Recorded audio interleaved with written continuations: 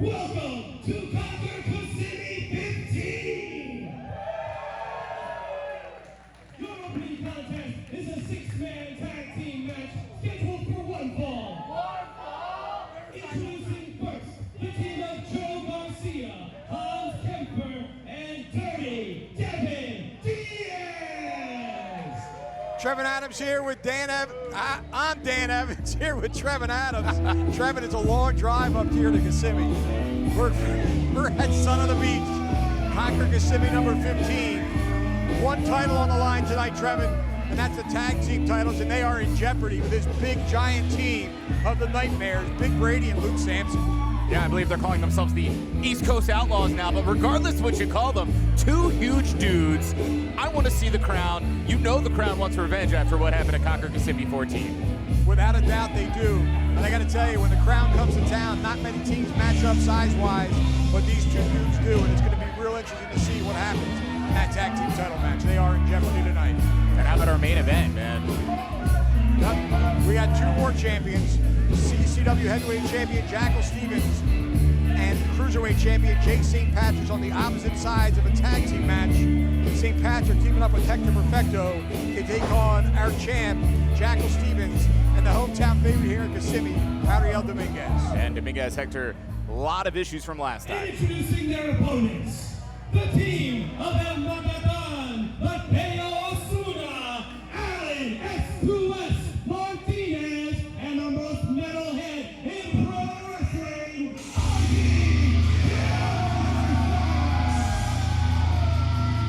Well, Trevor, we got an interesting opening contest here in a six-man tag. Some very strange bedfellows, if you will. Dirty Devin Diaz coming into the ring by Kendall, my first time seeing her. Teaming up with Hans and Joe Garcia. Ozzy Killmeister right here next to me has quickly become one of the most popular wrestlers here in CCW. Teaming up with Alan S2S Martinez. And this is my first chance to see Mateo Osuna in action. Yeah, he goes by Osuna, actually. He had explained this to me, man. I didn't know either. But regardless, you're right. Big dude coming to us from Texas. One of the top rookies in Texas, about 2 years in the sport, getting a chance to show what he can do in a CCW ring. As Fonz usually says when he and I get to hang out, and I'm sure when he hangs out with you, everybody, all over the world, all over the country, wants a shot at CCW. They absolutely do. There's no doubt about that.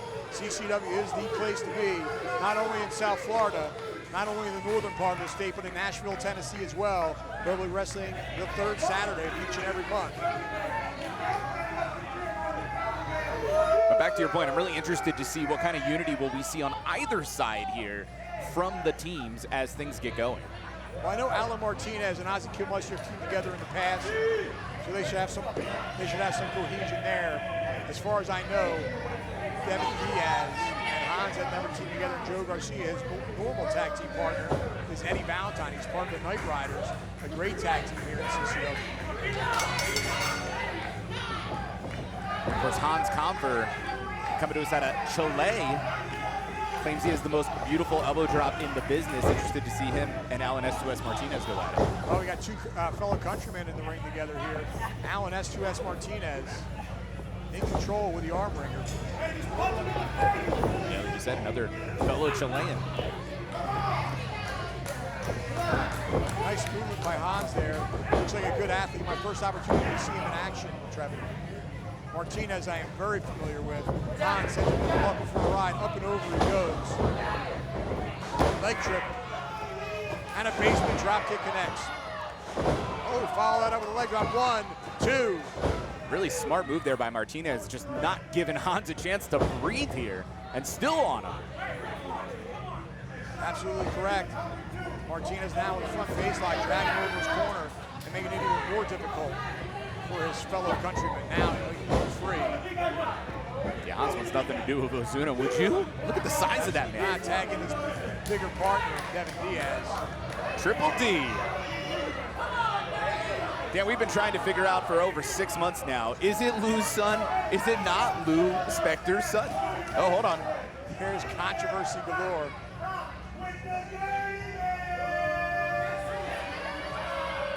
Dirty Man Diaz introducing himself.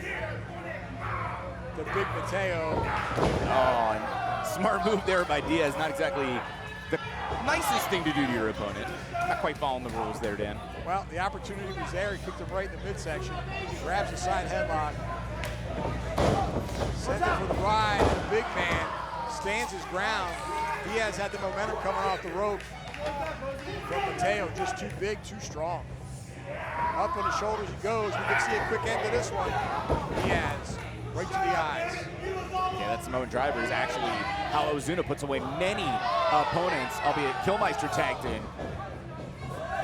Killmeister out of the way of those wild swings by Diaz. Atomic knee drop. That's one you don't see too often now, Trevor. Ozzy knows how to pull it out beautiful into an X Factor.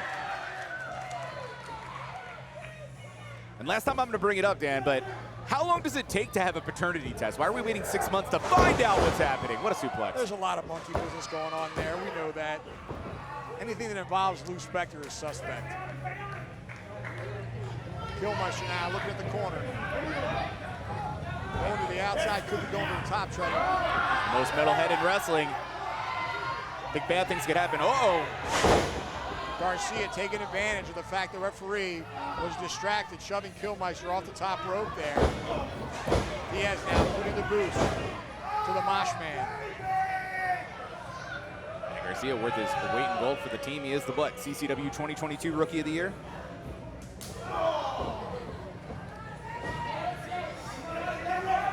Ozzy's on the wrong side of town. Sorry to cut you off. That's okay, my bad. Martinez trying to get across the ring. Referee cutting him off. Killmeister finds himself in the wrong part of town. And it did no favors here for Ozzy. Ozzy's just continuing to be choked and beaten. They're going to isolate him here and try and get the pinfall victory, in my estimation. They really got Killmeister on the ropes, both literally and figuratively. Yeah, but as you know well, it takes a lot to take down Ozzy Killmeister. There you saw it, up and over he goes. Rolling reverse cradle, he could have him here. Garcia able to kick out. Yeah, big scoop. Slams him down, Trevin. Garcia, very dangerous off that top rope. I'm just too excited to say that. Unfortunately for Ozzy, losing the momentum, and now Hans Comfort getting tagged back in. Comfort with a right hand to the rib cage. Uppercut forearm, I think he barely got him on that one. Not too effective. El Nino Bonito, we're seeing it in action. Fisherman suplex, referee out of position, two. I think our official Dave Sanderson was just smitten there with Hans Comfort. May have been. He was in dreamland for a second. Comfort now with the front face lock, dragging him back to the corner. Tag made. Here comes the Dirty Man. Dirty Man with the right hand right to the rib cage. Killmeister really needs to make a tag. Both partners well rested on the apron, Trevor. There's a lot of history between Ozzy and Triple D here, and a lot of Lou's guys. I'm assuming Lou's at the strip club right now scouting. I have no doubt. He's not wreaking havoc at ringside. He's most likely at a strip club. Ozzy again sent for the ride. Diaz connects with the clothesline in the corner. I think Diaz is one of those guys who's incredibly talented, but if he would just get his head on straight, worry less about putting down sideburns with a spit, I think he could win a match. You're right.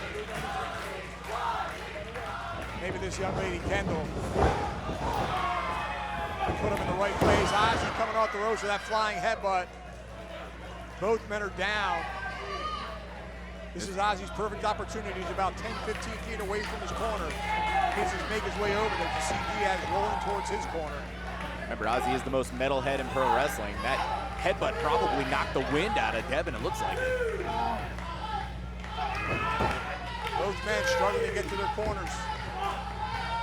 Diaz just about a foot away from Hans, makes the tag. Here comes Mateo for his team. Clothesline on Garcia, and an elbow and chop for Hans. Missing that clothesline. Spine buster.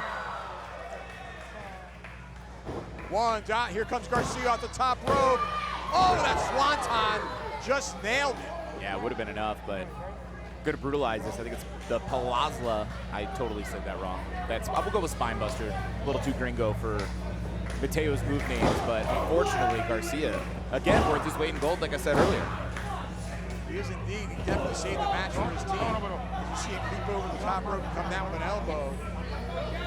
Well, and you already pointed out, part of the team, the Night Riders, so he's used to a tag team situation. He is indeed. He's really come a long way in a short period of time under the tutelage of his tag team partner, Brady Valentine. Mr. Garcia didn't appreciate it, but he's also the Kumite kid. He's escaped the cage twice, and means he knows when to get out of dodge when he needs to. Boy, you do your homework, Trevor. He is indeed. Hans going for the body slam. Mateo putting on the brakes. I think that was a mistake from Hans. As strong as Hans is, tossed like a ragdoll. Yep, snap suplex brings him over. Now, Mateo crawling for the tag. Hans close to his corner as well. He's right by S2S. Hans making the tag to the dirty man. Here comes Alan S2S Martinez. Oh, he went for the springboard coming in. He slipped off the top rope.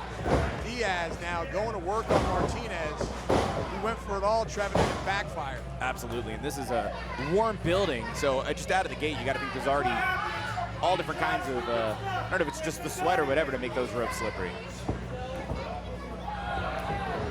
Martinez with a roll up, 2. He got it.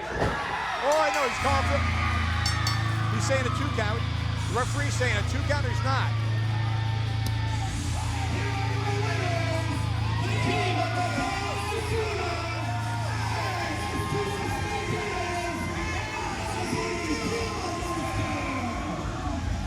And not a lot of miscommunication here on that one, Travis. Absolutely, and not surprisingly, it's already breaking down between Triple D, Hans, and Joe. I don't think we're going to see this team again anytime soon here in CCW.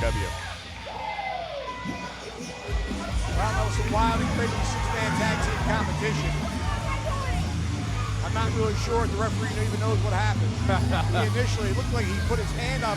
I saw a 3 count. Did you see a 3 count? I thought I saw him count 3 as well. Then there was a little bit of confusion there, but I think our official Dave Sanderson ultimately, he's the man with the best eyes on it.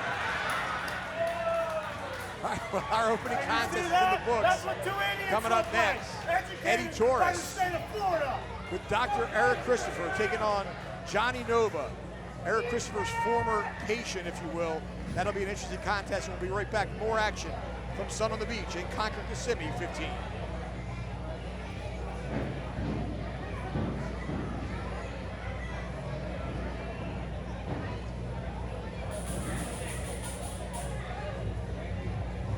The following contest is scheduled for one fall. Introducing first, being accompanied to the ring by the good Dr. Eric Christopher from Newark, New Jersey, weighing in at 245 pounds, the Authority, Eddie Taurus.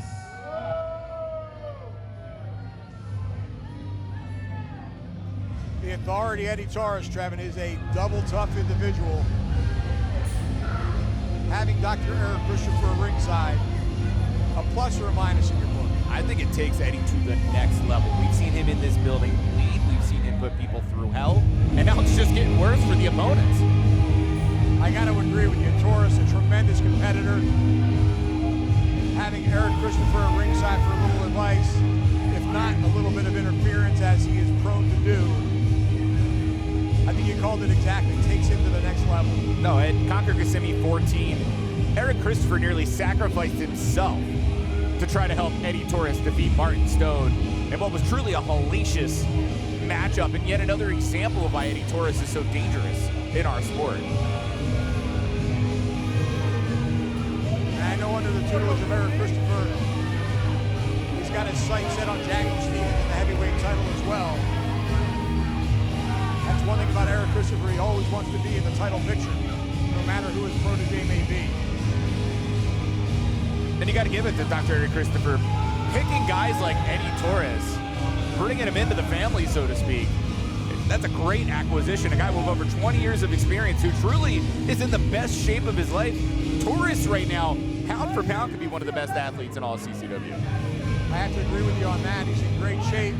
He's got that experience under his belt, as you said, 20 years in the business. Does a lot for your activity in the ring. Introducing his opponent from Jackal, Pennsylvania, weighing in at 216 pounds, always over, Jonny Nova! So Dan, it was back at Conquer Kissimmee 14. The CCW Heavyweight Champion, Jackal Stevens, just making an appearance, really first time since winning that championship a week earlier. And he said, hey, I'm putting it out there, open challenge. Out comes Jonny Nova. Eric Christopher's tailing Nova, going, wait, what the hell's going on? What are we doing? And ultimately, Eric tried to get involved to help Nova win the matchup. Nova said no, ultimately losing to Jackal, but there was a show of respect. And I think the big story was backstage. What happened after the event, Eddie Taurus coming into things, the blow up between Nova and Christopher. Nova was basically like, look, they're calling me pre-show Nova. You're not paying attention to me anymore. I need something different in my career. Well, here we are tonight. I think it's a great opportunity for Nova to show how things have changed for Jonny Nova in the ring. Well, I think you're right, and I think Nova realizes what a mistake he may have made by turning his back on his tag team partner ERA and listening to Eric Christopher to begin with. So now Nova trying to make amends, not only with the fans, but maybe some of his friends in the locker room saying he's not the bad guy everyone thinks he is. And you can already see Eddie Taurus was already halfway there, had to be stopped by the official.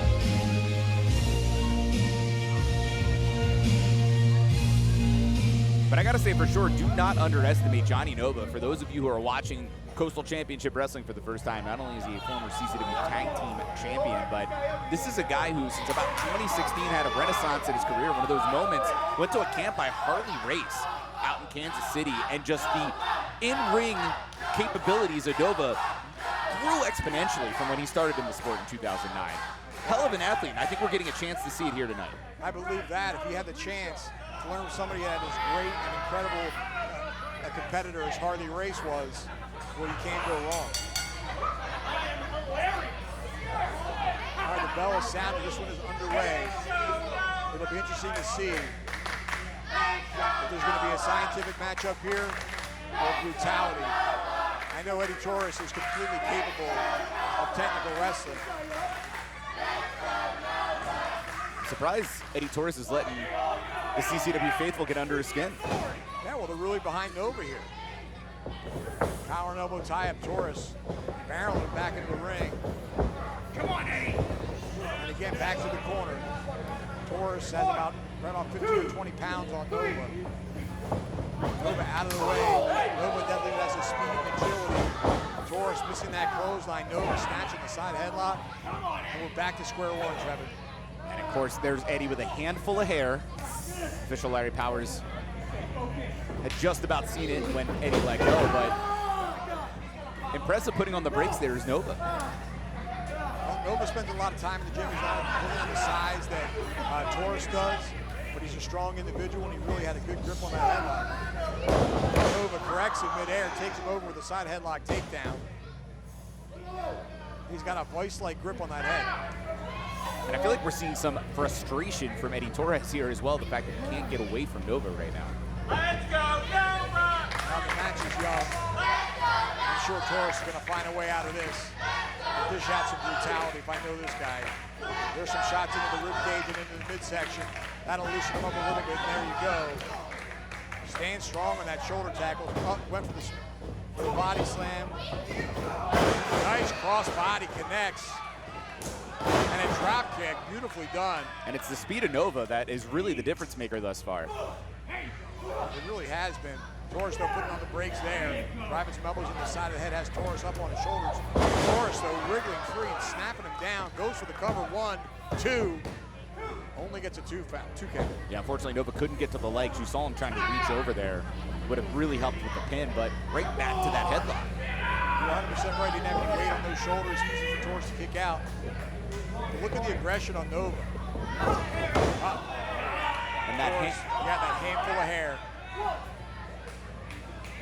And we've seen it throughout this matchup from Taurus as the frustration rises. Hair's being pulled, faces are being raked.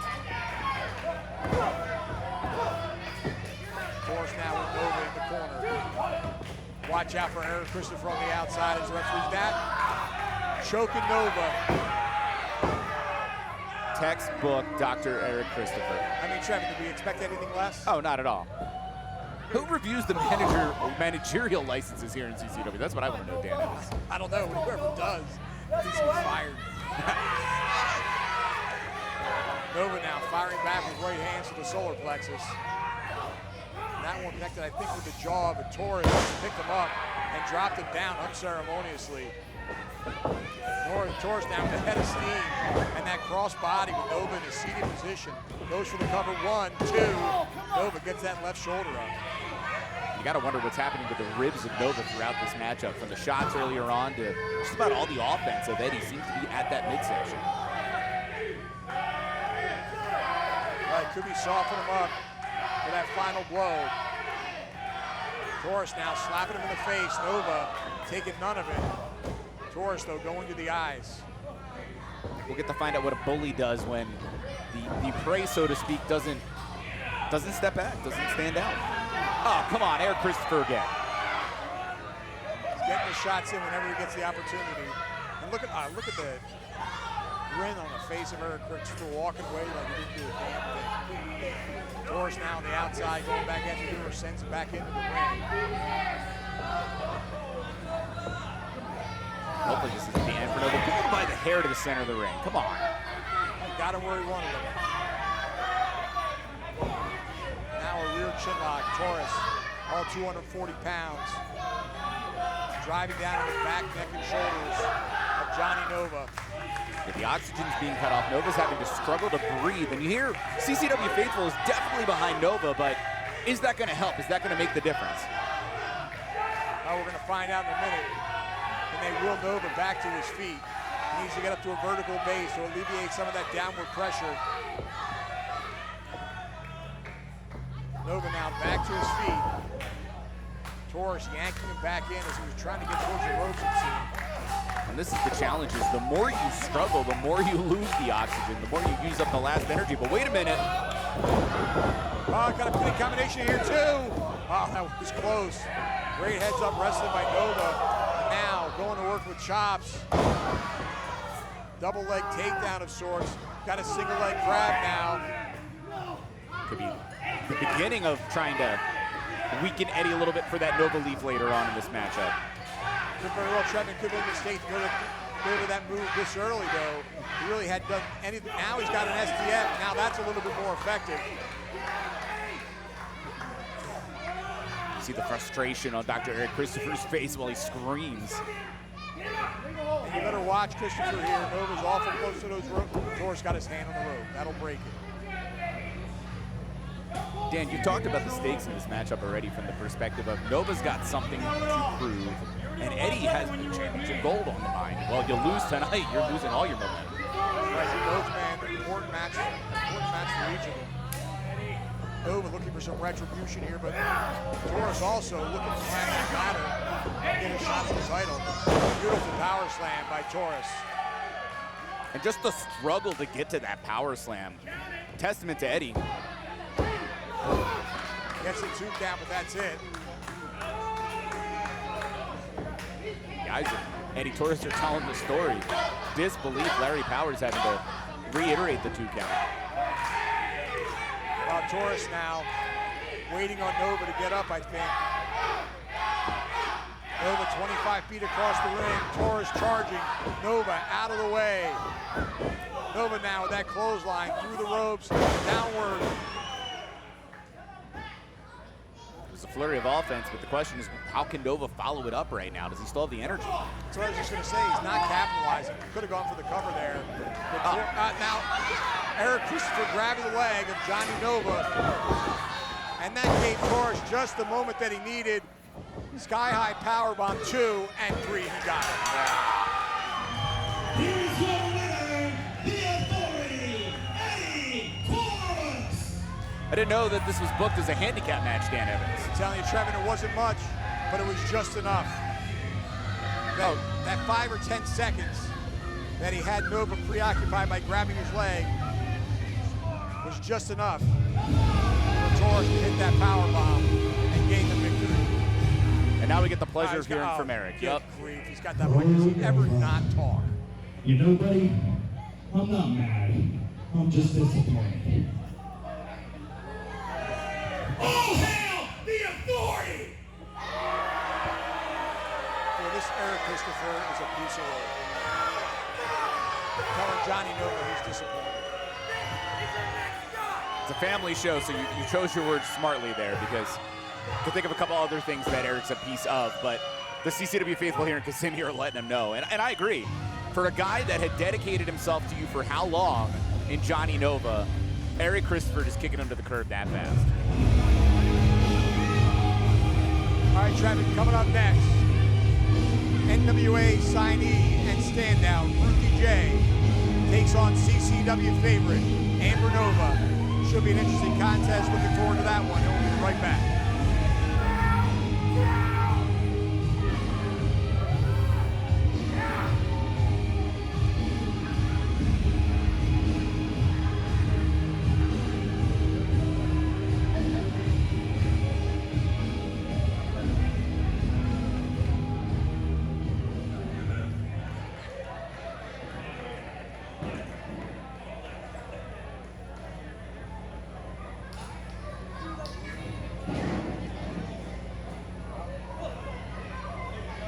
The following contest is scheduled for one fall. Introducing first, residing in Miami, Florida. She is the 5-star athlete, NWA superstar, Ruthie J.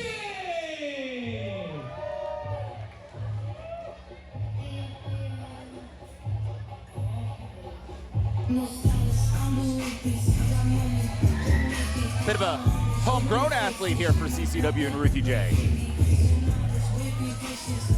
She is indeed. I tell you what, and Ruthie J, she's in love with herself. But she is a tremendous athlete. Take nothing away from her, Travis. Yeah, I made the mistake of approaching her earlier just to get a little more background, and I got about a 30-minute lecture about why she's a 5-star athlete, why she is the hottest new star in all of the National Wrestling Alliance, and on top of that, why she should be a champion right now here in CCW in her mind. Well, she's been saying that for a while. She got her start right here in CCW and trained under the tutelage of Gangrel at the CCW Training Facility. And she is indeed a tremendous athlete. Opponent from Orlando, Florida. She is the mechanic of wrestling, Amber Nova.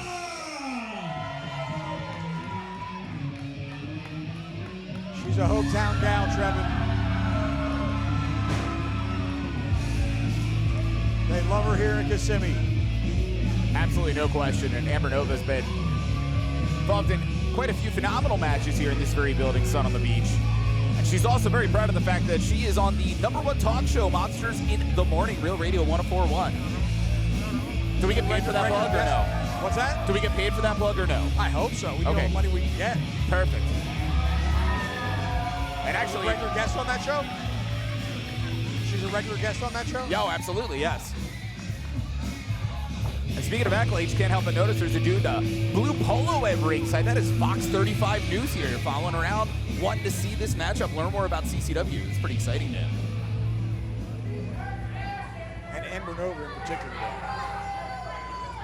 I know that's who they're here to see, but I got to tell you, they're going to be impressed with everybody up and down the card. And I think if Amber underestimates Ruthie J coming into this thing, Dan, it's not going to be a good night for Amber. Now it'll be to her detriment, that's without a doubt. Ruthie J, there's no arguing the fact that she is indeed a 5-star athlete. But I think that attitude is what really gets her better and ends up costing the matches at times. Not surprised we're not seeing sportsmanship here. Amber Nova extending that hand to no avail. Of course, Amber is an international athlete. She's wrestled in South Africa, Panama, London. All places I'm sure Ruthie will be one day sooner than later. No doubt about it, the NWA is really high on her. It's only a matter of time before she has gold in that company as well.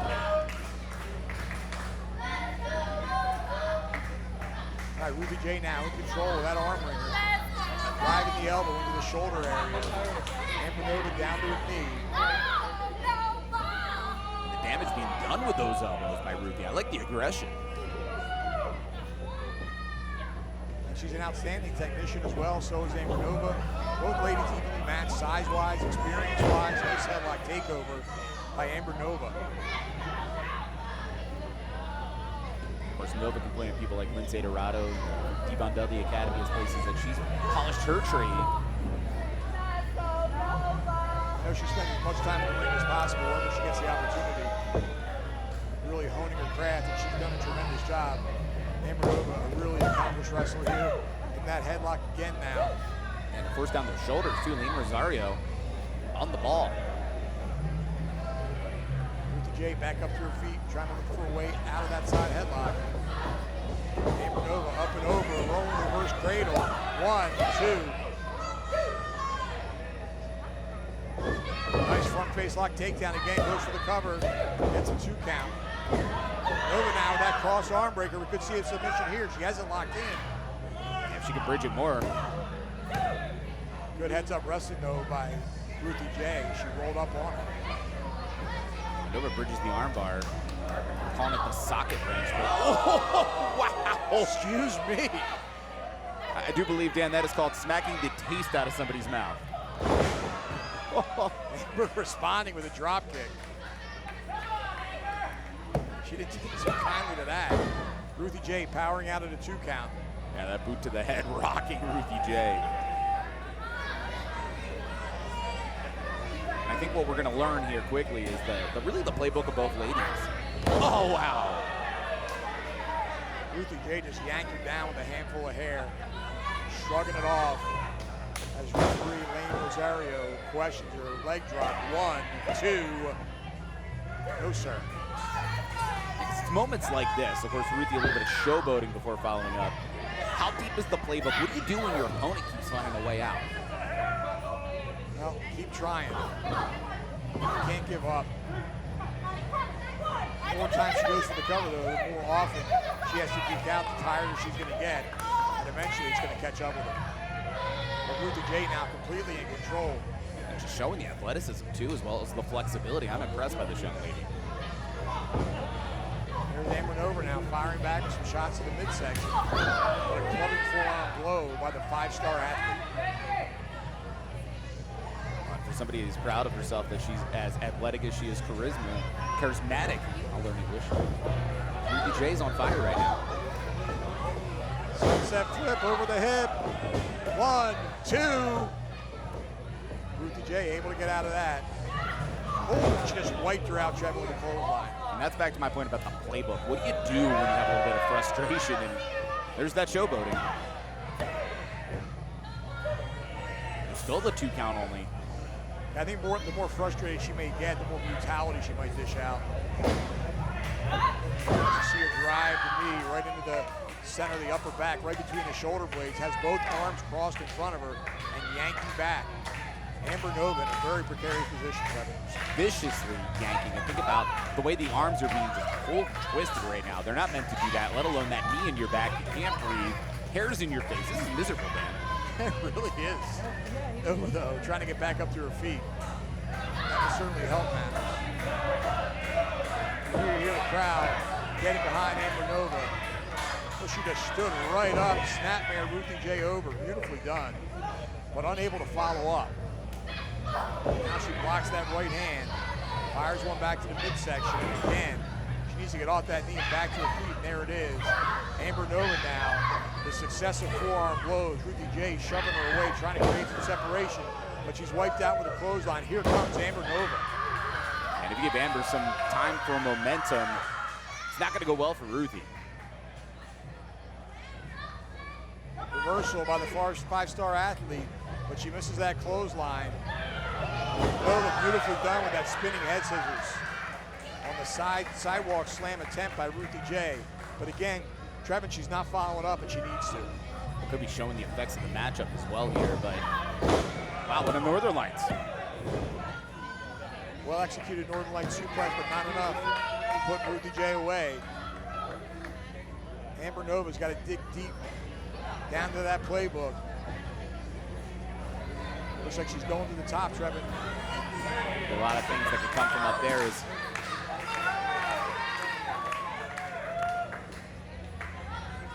Ruthie J trying to make her way back to her feet. Amber Nova now, perched on the top. Oh, crossbody connects.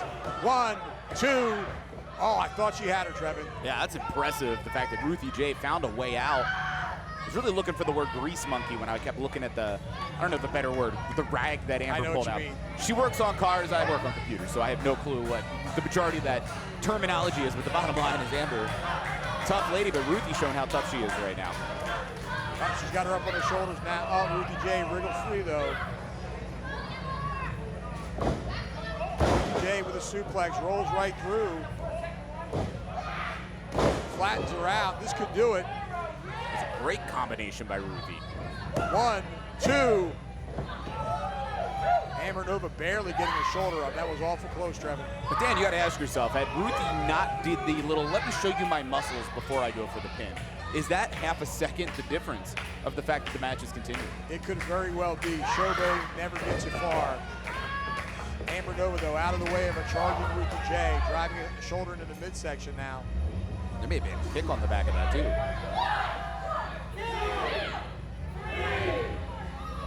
Nova with some leverage and some right hands. Ruthie J, though, showing that power and strength, walking around to the center of the ring. Up, she held on, victory roll, 2. Ruthie J able to kick out. Missing a roundhouse kick. Amber Nova took her down to her knees. And got, oh man, Shevitz. Yeah, Nova driver. That was enough. Nova driver indeed.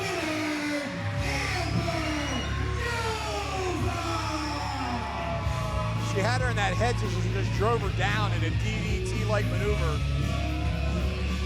What an impressive victory by Amber Nova.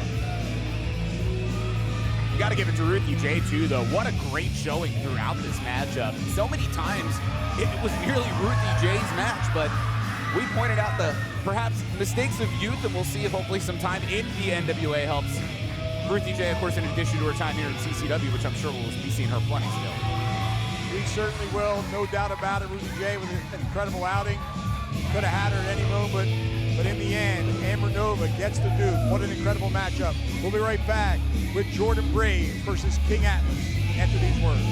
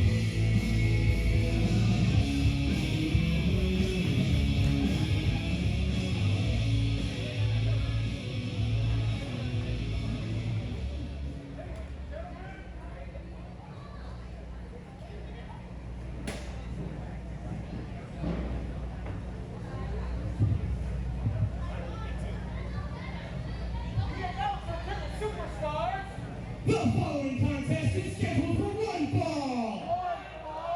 Introducing first, from Wall Street, New York, standing 6'5", weighing 260 pounds, he's the lead salesman at Braze Ways, Jordan Braze.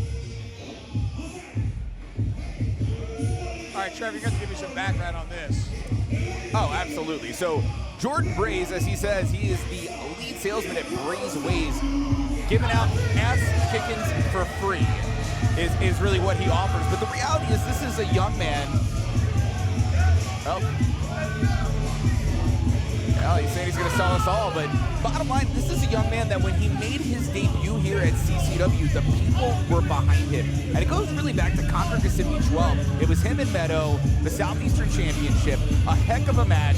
Well, we already know the situation. Meadow's unbeatable, right? So bottom line is Jordan Braze. So far, there will be a day, but bottom line is, since then, what I'm getting at is Meadow's been unstoppable. And Jordan Braze, coming up short, people are still willing him on. He gets on the microphone and tears everybody down, blames the building for his loss. And ever since then, man, this has been a guy with a different attitude. Most recently, Conquer Kissimmee 14, coming out where Willie lived, making a mess during Bill Alfonso's birthday party.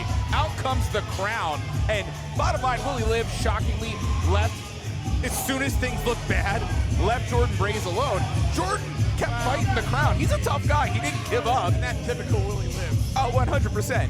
But you get the point. This is a tough dude right here in Jordan Braze. Oh, he's got some good size. He's about 6'3", 6'4", about 260.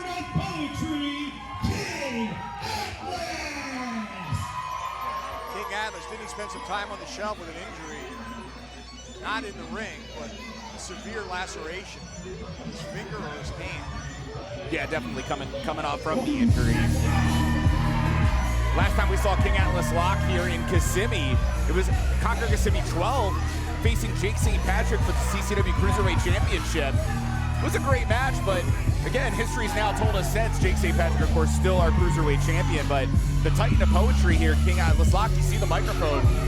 I'm sure he's gonna ask, can I speak? And the answer's gonna be yes. Yes, you can. You get it. Poor dad's got a great back here. I see a lot of sides for him, and the crowd really coming to life when he came out. But I gotta ask you a question. Cruiserweight title match? This guy's not a cruiserweight. I think King Atlas did one of those, I had the plastic bags on and I cut weight to hell to get right under the 205. Okay, sir. Which may have also been part of the reason you lost the matchup. Cutting weight sucks, as you know. It does. We all remember your MMA career. Mine? Yeah, yours. I don't have no idea what you're talking about. Can I speak? You called it. This is the return of the Titan of Poetry. Can I speak? So if you feel me, and I'm on poetry, can you please snap with me? One last time, give me energy, so can I speak?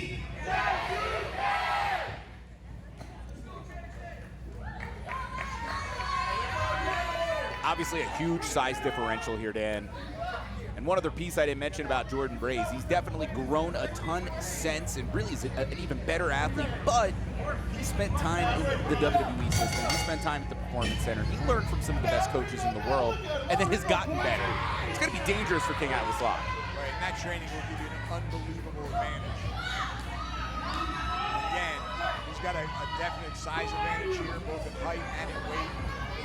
And of course, being conditioning too.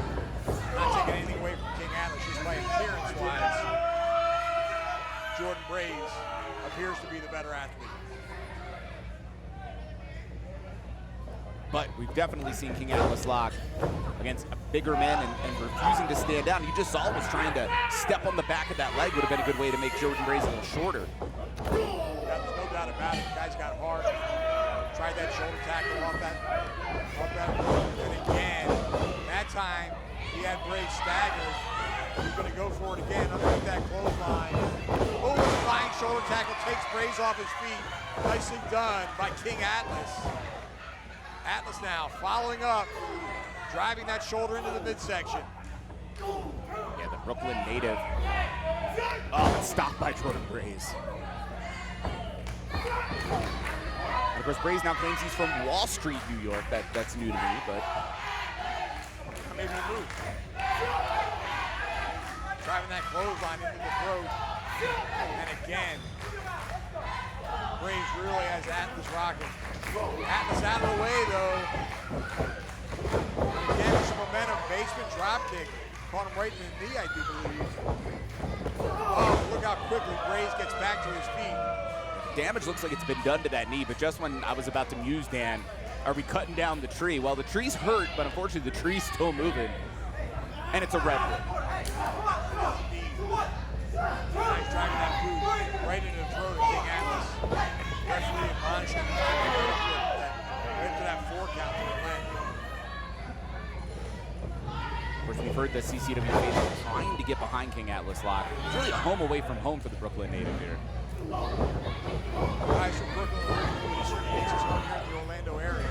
He's got a lot of friends and family who come out to see him. Braze now, again, driving that clothesline, taking Atlas off his feet that time. Despite the attitude change, I am absolutely impressed by Jordan Braze, the athleticism, and really been getting the wins outside of last month since that attitude change. Yeah, that will be a trick sometimes. He's doing whatever it takes to win. And while I prefer a technician, somebody that does scientific wrestling, a big, powerful guy like that, taking every advantage that he can, victory is a victory. But we got a little bit of a mistake here. Ooh, what a right hand. I don't know what Jordan was doing getting out of the ring, but I guess that was effective.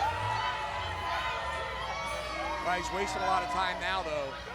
His opponent is flat on his back, and he's not going for the cover. Now he crawls in, but he wasted a good 10 seconds, too. Atlas able to kick out. The question is, would he be able to kick out? He's going to go for the cover immediately. This comes into where showboating could be the downfall of an athlete, but what a bulldog. Okay. Behind that boot, I think he's playing with him here. Yeah, we've seen this dance into the fist at the end, and back to my point about showboating. Well, the fist certainly seemed effective, but not enough to put King Atlas away. Great second effort for the rookie. I guess when you're a salesman, you get commission. Didn't he say he's giving away beans for free? You're right, that's really contradictory. It's counterproductive. Here comes the crowd now, cheering for Atlas. Atlas out of the way. Got that leg caught up, and he's going to work on the left leg now, the one that was injured earlier. Incredibly smart by Atlas. Takes him off his feet with a clothesline, and again, Atlas now really fired up and showing me something here. This is one of those situations where the heart of the athlete can be a difference maker. It can indeed, and it was there. He connected with that splash. Has him up for the sidewalk slam, losing him there for a second, but brought him down too. Oh, so close. And to your point, really the weight of Jordan Braze is a lot to carry for a guy the size of King Atlas Lock. If that side slam could have been better delivered, man. So close, man. That might have been it. Again, it's also the fact that he's taking some serious punishment for several minutes. Now he's got him up on the shoulders, though. Yeah, the fireman's after I was questioning the strength. Impressive. Braze now with a waistlock. Nice switch by the big man. Oh, almost collided with the referee. Oh, come on! And Jason Silver, our official, has no clue. He does not. Braze brought that leg back, connected with another reach of King Atlas. Now a running kick right to the face, hook of the leg, 2 and 3. Come on.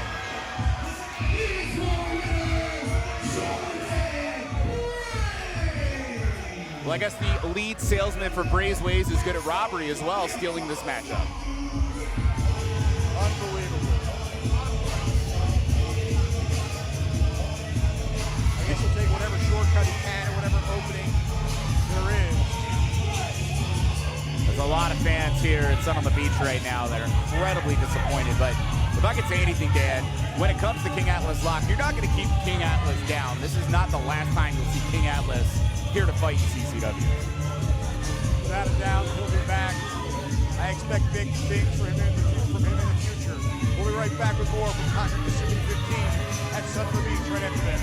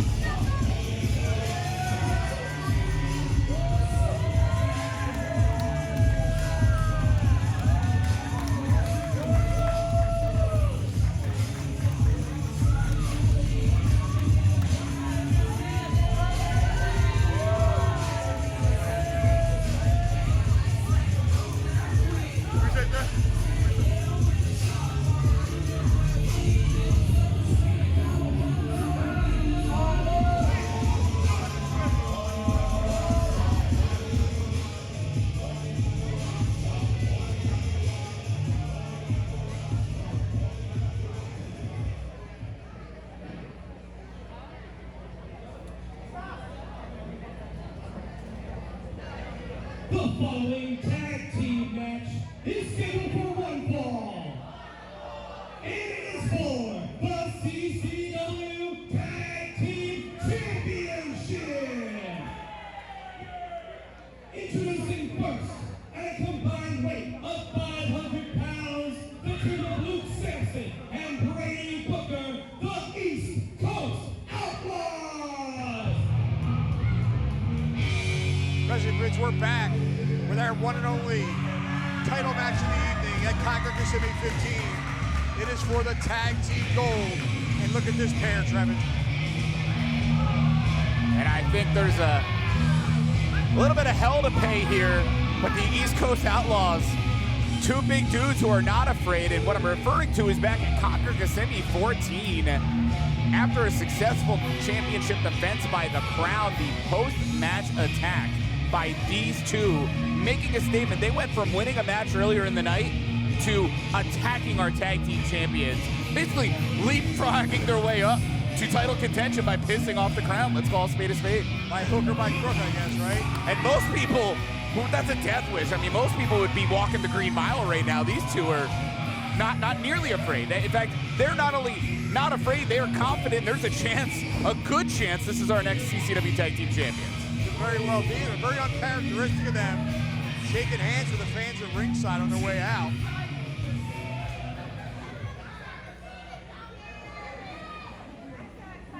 And introducing their opponents, reigning over the fifth dimension, weighing in at a combined weight of over 500 pounds, Leonis and Maximus Khan, your CCW Tag Team Champions, the Qrown.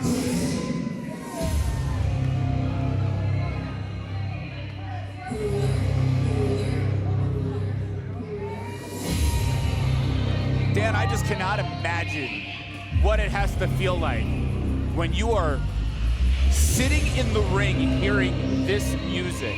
The dread for the average athlete. For heck, I'm terrified here on the stage being too close to the crowd. The key word you just said was average. And these two are not average.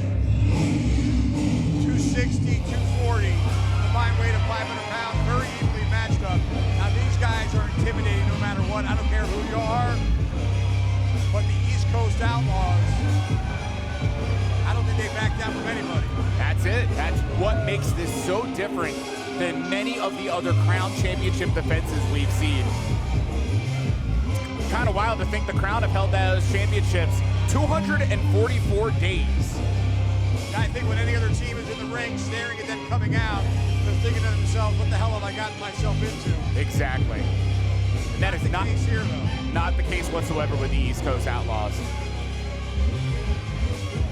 And I think in a lot of ways, to your point, you were talking about the East Coast Outlaws and kind of the strange interaction with the CCW faithful at ringside. Well, in the minds of the East Coast Outlaws, they didn't do anything wrong. They defeated the Superstars earlier in the night of Conquer Kissimmee 14, and then went after the CCW Tag Team Champions just to make a statement, just to say, hey, we're here, you know? Fair enough. All is fair when the goal's on the line. Oh, Brady better move.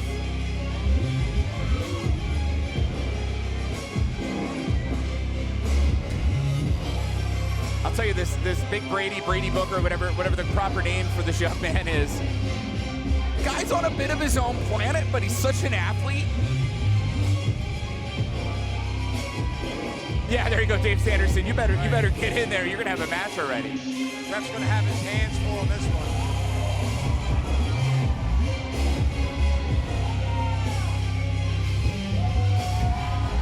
And of course, Luke Sampson, just so much more stoic, accomplished, experienced. You know Luke Sampson's the leader of this tag team. Without a doubt, assistant trainer at the Nightmare Factory has learned from the best, and then has taken it a step further with his own in-ring action. Really an accomplished athlete and a bright future here in Coastal Championship Wrestling. I like these two as a team, and I think the Qrown may have met their match.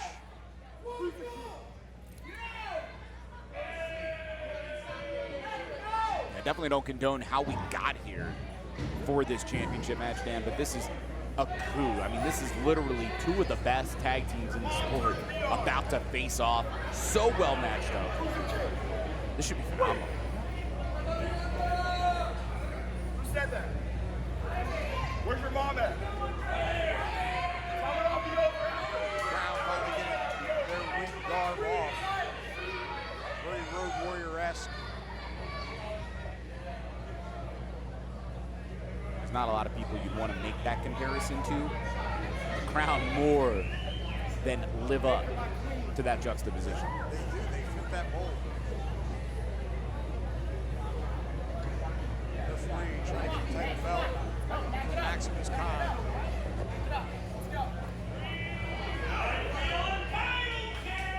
This referee's gonna have a hard time keeping control of this one, Trevor. Yeah, it's a bad day for Dave Sanderson, junior official here in CCW.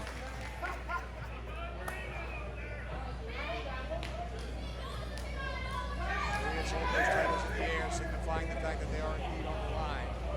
Looking to our ring announcer, Jonny, be good. Trying to be Evans, excuse me, sir. And also proof how heavy those championship belts are. I mean, you see Dave almost fell over holding them up.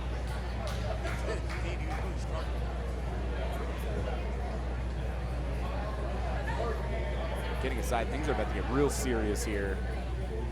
I'm giving the Qrown credit.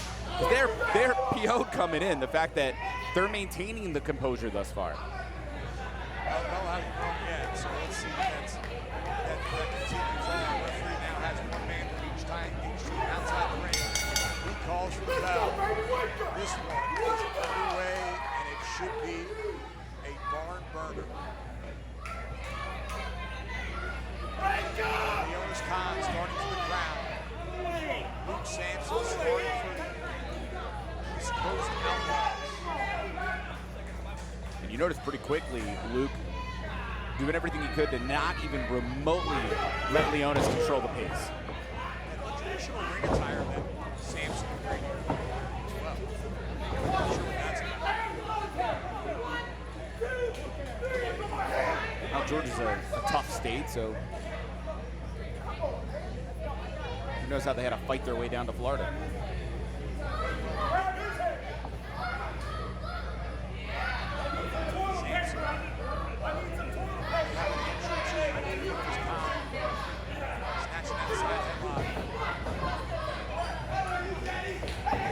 Yeah, don't take your eyes off Leonis. Tier 6 brawl here, it looks like. Khan driving those shoulders into the midsection. An interesting thing. Ooh, poke in the eye. Come on, Luke. I don't care how big you are, how tough you are, a poke in the eye doesn't do damage to anybody. I'm mused for a second, Dan. Luke Sampson actually has one kidney. I really wondered if the shoulder tackles were having any effect, but pretty quickly we found out not the case. Now he still seems to be strong. Sends him across. Up and over goes Leonis Khan. Lay fetch chop, takes him off his feet.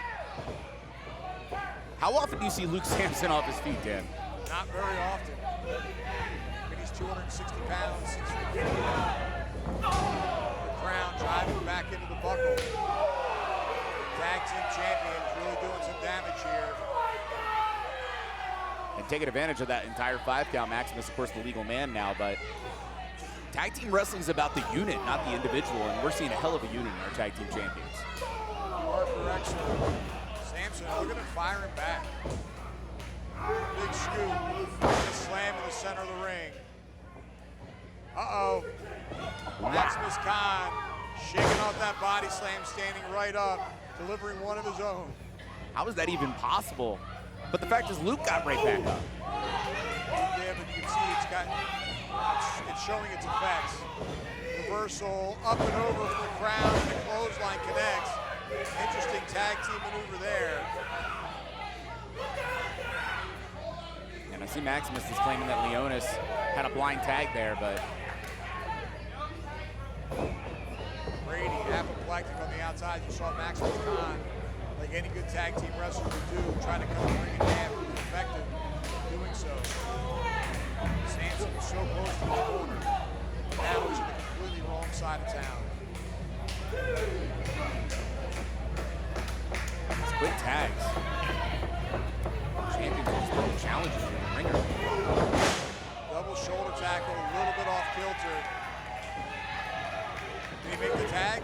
Yeah, he did. Now Big Brady's in. Did the referee see it though? I don't think he did. That's the question. And I hate to pick on the official, but the official's missed a few things thus far in this matchup. Not a good night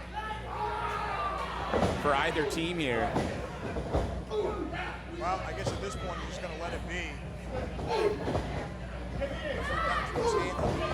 Up there. Brady is receiving end of a right hand to the jaw. Tag made that time. Brady just incredibly athletic. He was a three-sport all-state athlete. Gave the full scholarship division for Division I football, where he was the team captain. I don't know about breaking the eyes as a captain, but bottom line, physical specimen. Well-executed suplex there. You saw I went over to his corner to go tag his partner. His partner said, wait a minute, I need a break here. That just took about 3 or 4 minutes of abuse. So Brady now back to work. Rear chin lock on the Otis Khan, and he's right by his corner. Off the ring, that's what you gotta do. And Brady, of course, under the tutelage of Luke Sampson at the Nightmare Factory. Khan now trying to break free with some shots to the midsection. That time, Blake caught him in the kidneys. Brady just fighting back. And using the hair as well. And I was gonna say, this breaks down, the harder it gets into the fight. In recent history, Brady's been spending time to, oh wait, pin. Referee was way out of position there. I didn't think he was gonna make a difference, so Qrown kicking out at 1. Maybe we'll even see the beginning of this. I was gonna say Brady has been spending time in MMA, kickboxing, jiu-jitsu, hanging out with guys like Matt Riddle, Shinsuke Nakamura, sparring partners. Dead serious on that. That's incredible. Can't get better training partners than that. That's gonna work in his advantage. Tag made, referee didn't see it. Yeah, and I don't know if Again, referee just lost control of this one, Trevor.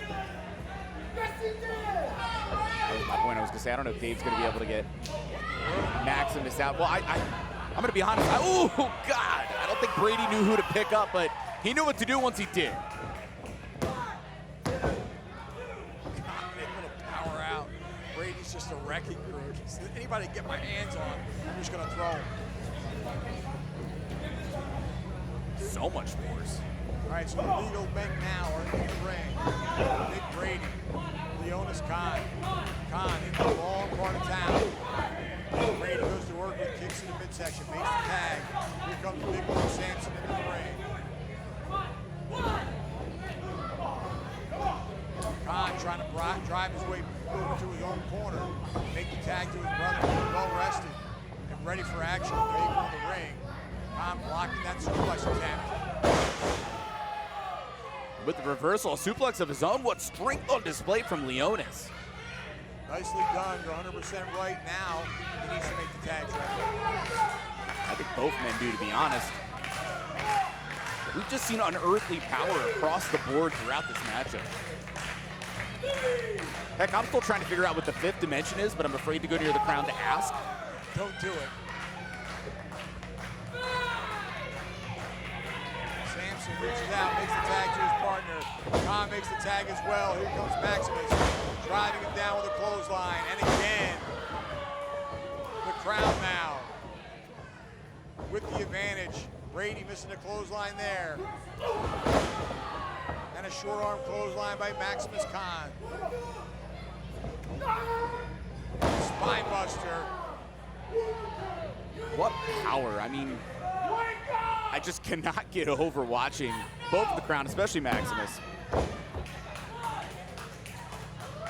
Went for the cover, wasted a lot of time before going for the cover. Only got a 2 count. Sampson is down on the outside, as is Leonis Khan. Amazingly, Brady Booker's still in this thing.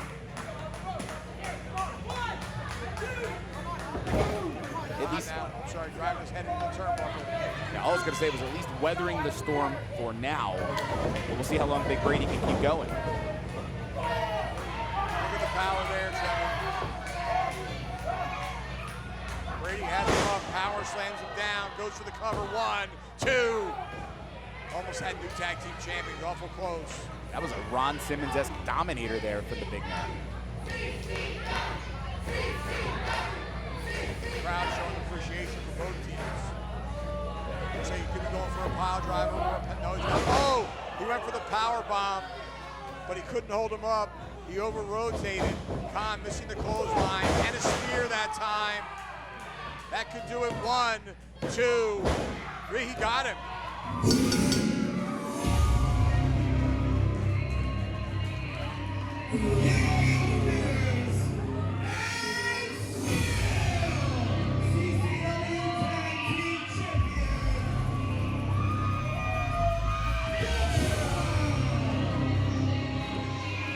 What an ending to the matchup, Dan. If you break it down, the bottom line is Leonis was hurt outside the ring, Luke Sampson was hurt outside the ring, and it was Big Brady just overdoing it, so strong getting Maximus up, and Maximus being able to change his center of gravity, get on the ground, hit the spear, and Luke couldn't get in time to break it up.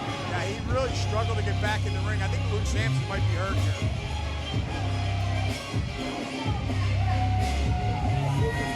And while we know what the result is, you got to give it to the East Coast Outlaws. Heck of a showing here against our tag team champions. That was a great matchup that could have gone either way. But the Qrown just too much for the East Coast Outlaws tonight. All 4 men in the ring still. Qrown looks like, yeah, they're extending a hand, saying good matchup.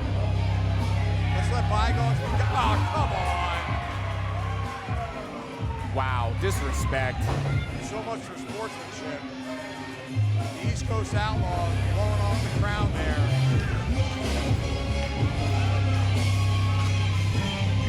I don't think we've seen the last of these two. No, Luke furious. I don't think our cameras caught it, but was just screaming at Dan and I. And what does it say about the Qrown that they were willing to show the respect? Clearly both teams beat each other to a pulp. The respect was earned despite how we ended up in this matchup with the attack on the Qrown. And well, we learned even more about the attitude of the East Coast Outlaws tonight. All right, the tag team champions retain in a great matchup. We'll be right back with more from Concord Kissimmee 15 at Sun on the Beach.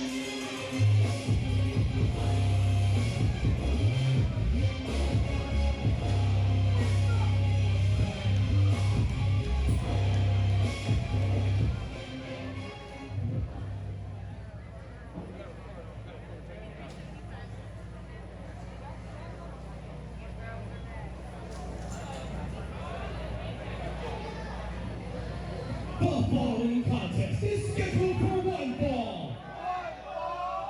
Introducing first, from London, England, weighing tonight at 230 pounds, he is the strong style hooligan, Martin Stone!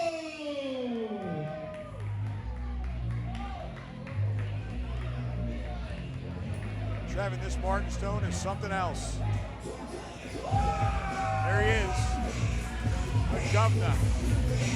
The last time we saw Martin Stone here in Kissimmee, that battle with Eddie Taurus and taking the belt from Eric Christopher and literally in a crossface while choking Eddie Taurus nearly to death with a belt. And if that doesn't give you an indication as to not just how tough Martin Stone is, but to what levels he will go to defeat his opponent, I don't think anything will. Obviously an incredibly accomplished athlete in the sport over 20 years, but he's from East London, England. That is a tough part of town. There's no tea and biscuits going on in East London. Former WWE NXT Tag Team Champion as well. Mexico, weighing tonight at 200 pounds, Tapia!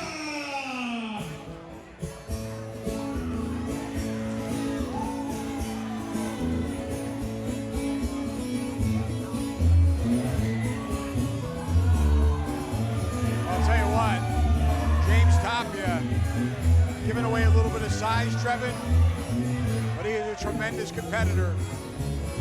Spent the last 6 months over at the LA New Japan Dojo.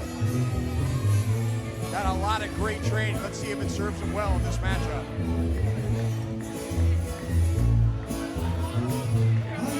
And that's to go on top of the training he had in the Academy in Minnesota with guys like Ken Anderson, Eric Cannon, Sean Navari, Molly Holly.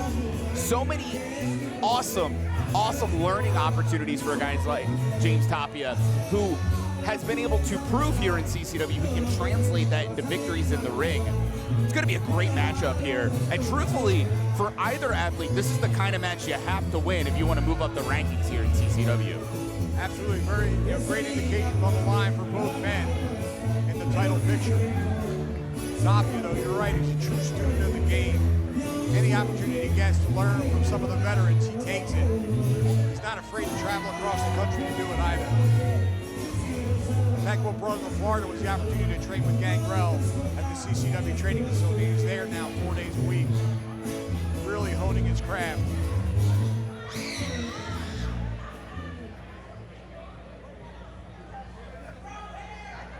I gotta say, when it comes to Martin Stone, we've been talking about it for really all of 2023. Since that return from the injury and the personal hell he had been in, I think Martin still has that chip on the shoulder. Still feels like he's proving himself every time he's in the ring here in CCW. And the bottom line, Martin likes a fight, and he's more than happy to, beat the you-know-what out of him.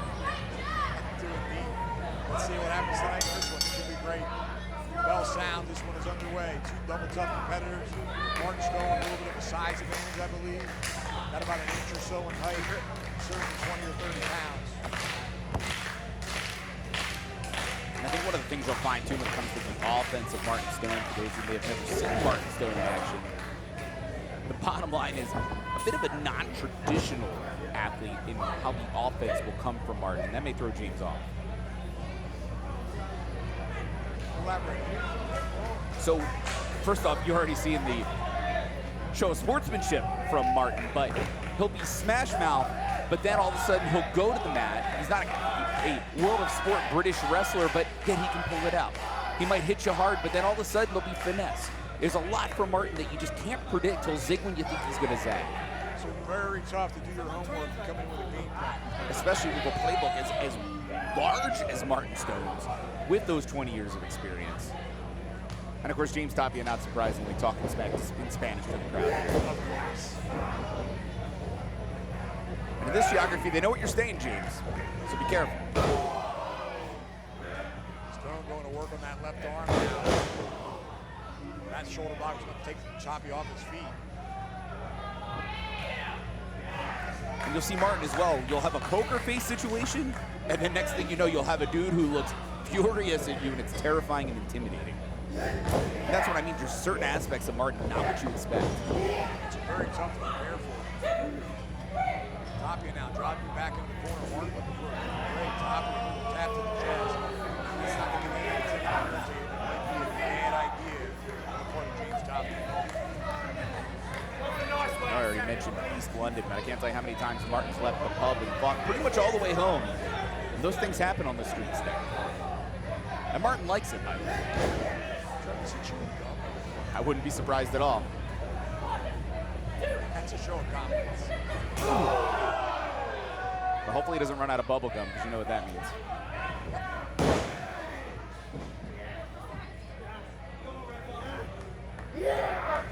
Rolls him over. Only gets a 1 count. Not going to get Martin Stone like that. Another case like we talked about. So great right there. Martin pulling the hand off. Now to smack in the face. From the mat wrestling to the smash mouth. Referee needs to admonish him though. He's using that closed fist. Tapia now trying to make his way back to his feet. Sent him for the ride. Ooh, man, did they collide. So much momentum. Martin nearly went over himself. He almost lost his balance. A little bow to the crowd. Tapia drops down in front of him, went for the leapfrog. And see, that's what I'm talking about, Dan. Most people would assume, oh, leapfrog, the guy's gonna go under me, right? Nope, I'll grab your knee and try to break it. And toss him unceremoniously to the outside. And God forbid Martin follows. It's not gonna be a good day, James. Ooh, big, heavy-handed chop. Driving his head into the apron of the ring.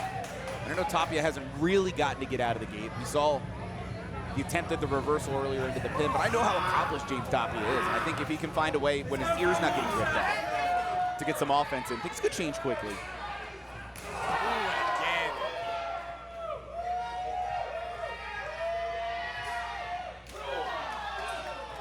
Now, is a right hand outside the ring illegal? Yeah. It's illegal no matter where you do it. Lane Rosario needs to find out. At this point, her job is to count him out of the ring. Not worry about the right hands. The Tapia, I think we better serve inside the square circle than outside with his opponent here. But look at Tapia firing back and meeting with some success.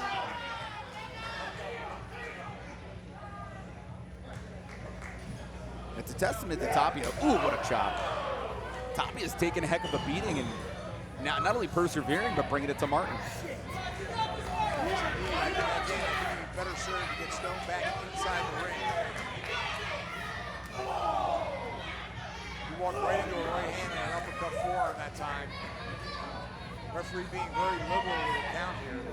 Finally now, Tapia back inside. That's one of our featured matches here, Conquer Kissimmee 15. You want to get the people what they want, but I get your point entirely. Ooh.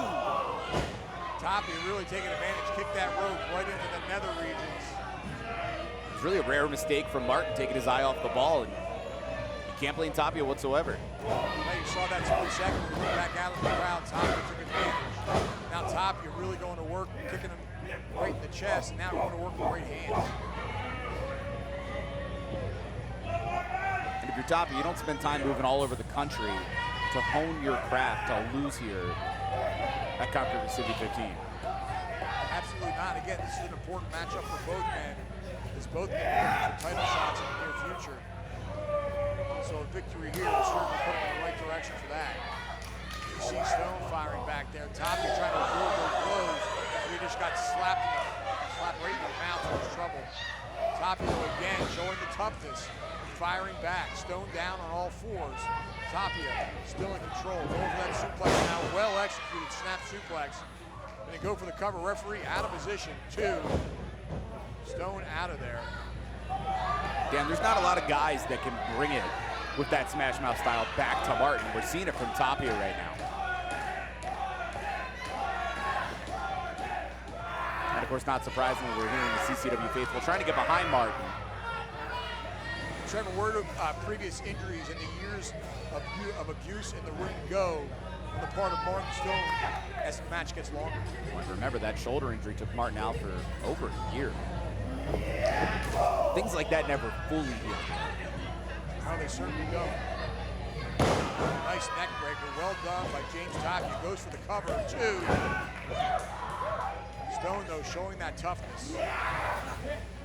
But I gotta be honest, I think the longer this match goes, the more it favors Tapia. For sure, Tapia is a physical specimen, and we already talked about at least 4 days a week, if not more, just training in the ring, let alone all of the matches every week. We spent as much time in that square field as humanly possible. Spends a lot of time with conditioning drills. Now Martin Stone trying to get back up to his feet, alleviate some of that downward pressure. A lot of people also underestimate how hot the ring is. Oh! Talked about it earlier between the lights and the fact that we're in Florida. Right, and it's a warm building. AC is running, but the doors are open up front. Some of that air escaping. It's tough in that ring. There's no doubt about it, especially with those hot lights above. Again, now Tapia trying to wear down Martin Stone. The less you can breathe, the harder it is to recover. I think this is a really smart move from Tapia. Plus, it gives Tapia some time to think about what do I want to do next to Martin. Right, what is going to be most effective? He's got to pull something out of the back of his bag of tricks. He's going to have to put his shoulders to that or to get him to submit. Jawbreaker by Stone. Blocks the right hand, now delivers one to the jaw of Tapia. And again, Stone now. Oh, uppercut forearm took him right off of his feet. Martin Stone still breathing heavy, but he's looking out to the crowd, has a clenched fist, and I think he's ready to go on James Tapia, 25 feet across the ring, charging across with a nice clothesline. Oh, that boot caught him right in the side of the head. Tapia on rubbery legs. Shotgun drop kick off the second rope. And Martin Stone now. You get Martin going with the momentum, Dan, and this, you are seeing absolutely trademark Martin Stone and why this man has held championships throughout the entire world. There's no doubt about it now, stalking his opponent. Tapia reaching for the ropes, trying to get up. Oh, look at that. He might have been playing possum, Trevin. He just drove that elbow right through the neck. And a spine buster. Oh, I thought he was going to stack him up, and instead he rolls him back to his feet, drives him down with that back trip. 1, 2. Stone able to power out, but just barely. A great sequence of offense, though, from James Tapia. Really needs to follow it up right now. You're not going to win the argument with the official, but still, we're seeing what Tapia can do here against the top-tier athlete like Martin Stone. A surprising flurry, you're 100% correct. Is Stone is back on the mat now. Moments ago, he was up and fired up. Oh, he rolls it on with that figure 4 attempt. Not enough. Martin, those counters for the counters out of nowhere. 1, 2. Oh, did he get him? Only a 2 count. Referee holding up 2 fingers. That couldn't have been much closer there, Travis. Yeah, 2.9 and then some. Tapia just coming to in time to get a shoulder up. Just enough shoulder. Well, Trevor, you're 100% right with the versatility of Martin Stone. You don't know what he's going to come up with. That cutter was well executed. Now, he says that's it. Oh, Tapia spinning out of it, though. Delivers a 4 under the jaw. Reversal by Stone. Hard into the buckle goes James Tapia. Stone catching that boot. Drives him down with the Uranagi. Absolutely well executed from Martin. It looks like the adrenaline's just still flowing here for Martin.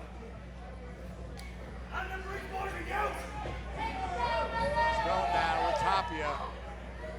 What's he going? Oh, he just drove him down with a DDT with his feet draped in the top rope. 2 and 3, he got it. What a great matchup, Trevor. Dan, I couldn't agree more. An absolute phenomenal showing from both athletes. Martin Stone showing plain and simple why he is one of the best in the sport today. But James Tapia, heck of a showing, and you got to think, lessons hopefully learned there for James Tapia for next time he's in the ring. Well, for sure, again, he learns from his mistakes. And we've not seen the last of James Tapia in CCW, that's for sure. Martin Stone, though, with a decisive victory, as hard fought as it may have been. Stone, a tremendous showing here. And I gotta tell you what, I'd like to see him take on Meadow. What a great matchup that would be. Oh, 100%. We talked earlier about Meadow and the role Meadow's been on. If there's anybody who might be able to stop that undefeated streak and take a championship, it's Martin Stone. And if not, that would prove how good Meadow really is here in our sport. I know, I've been waiting for Meadow to flounder, but he just hasn't. He's undefeated here in CCW. Unstoppable. Physical specimen, but so is Martin. All right, great matchup. Coming up next, though, Trevin, Bulletproof, Blake Truth,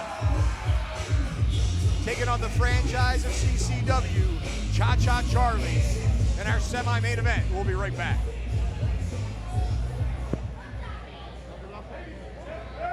Caught us up a little bit. That caught us back a little bit. Oh, it's a great matchup. It's this one and then one more.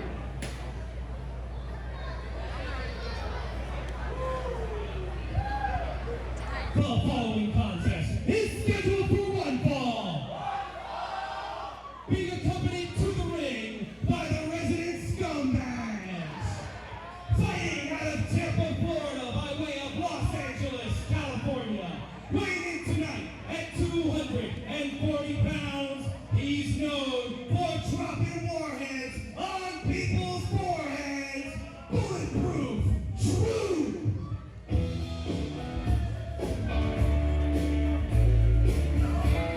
There's that familiar music, Trevin.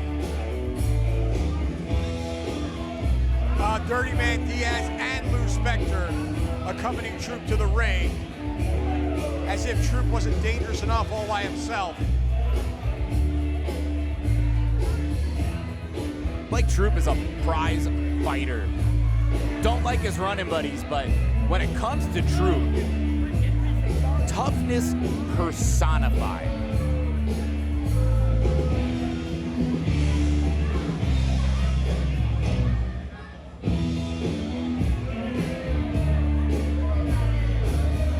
And of course, all of the CCW faithful not taken to Blake Troop, and I'm not surprised whatsoever. I think they're more just like disgusted by Lou Spector, which joined the club, right?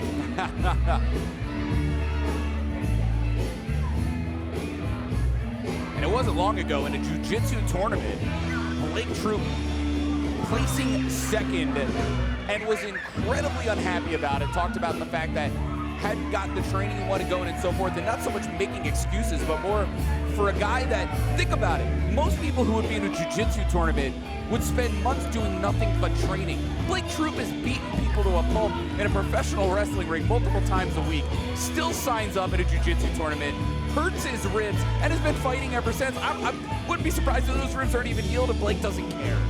Nah, he's unstoppable. Some would say superhuman. You can see he spends a ton of time in the gym. He's in absolutely fantastic condition. 6'3", 240 pounds. And if you ever come, which you should, come enjoy CCW Live. There's nothing like being here live, Dan. You'll see Blake Troop get in the ring right as doors are opening. And the stretching regimen Blake Troop goes through is just something I've never seen anywhere else. Yeah, he is a true fighter. There is no doubt. Incredible warm-up regimen, you said it, and I've seen it many times before. And nobody has the guts to tell him to get out of the ring. I think if he stayed in the ring, the show would never start. You know what? You could be 100% right about that. As you see him leap over the top rope, showing that incredible agility. And just look at the condition, look at the physique of Blake Troop. Really outstanding. I just wish he wouldn't align himself with the likes of Lou Spector. And Lou's putting the money in the pockets of Blake Troop. Troop's happy.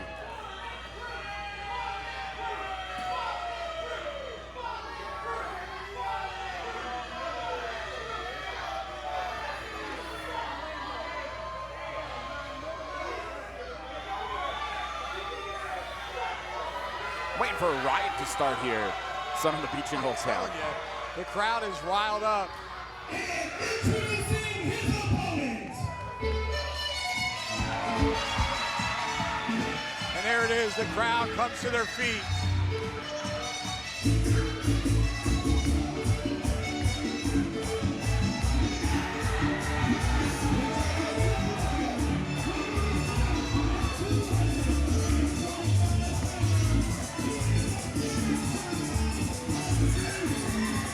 Cha-Cha Charlie, without question, the most popular performer here in Coastal Championship Wrestling. Former two-time CCW Heavyweight Champion, former Southeastern Champion.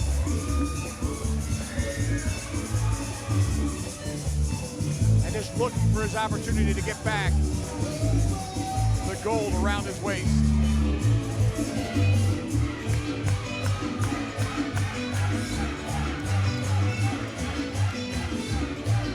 This reaction is just amazing for Cha-Cha Charlie. There's a reason this man is the franchise of CCW. There is indeed.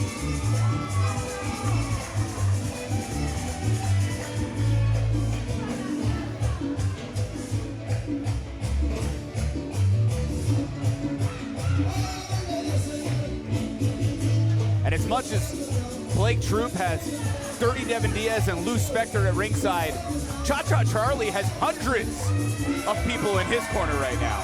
Yeah, Trevor, but they're on the other side of the guardrail.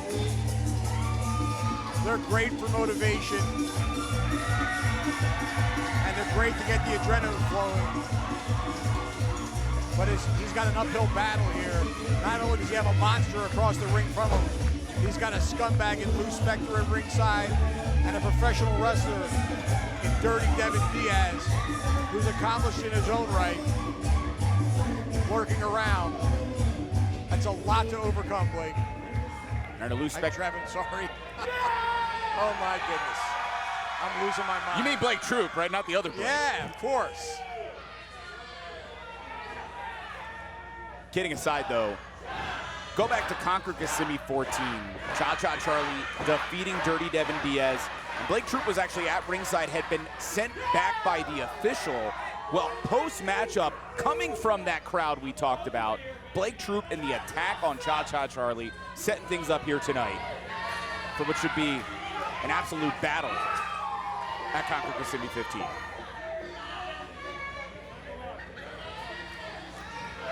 Referee giving instructions to both men, calls for the bell. Cha-Cha immediately starts dancing. We talked before about what things can get under an athlete's skin, and I think there's other athletes when they see Charlie and the confidence, the dancing, I think that can get them sometimes, whether it's angry, intimidated. Blake, you're not gonna intimidate Blake, and really you're not gonna tick off Blake out of the gate like that. Cha-Cha out of the way of that single leg attempt. Cha-Cha's going to have to be very careful. Not used to wrestling the style of a gentleman like Blake Troop. I mean, these two couldn't be more opposite. That roundhouse kick, Cha-Cha out of the way of that.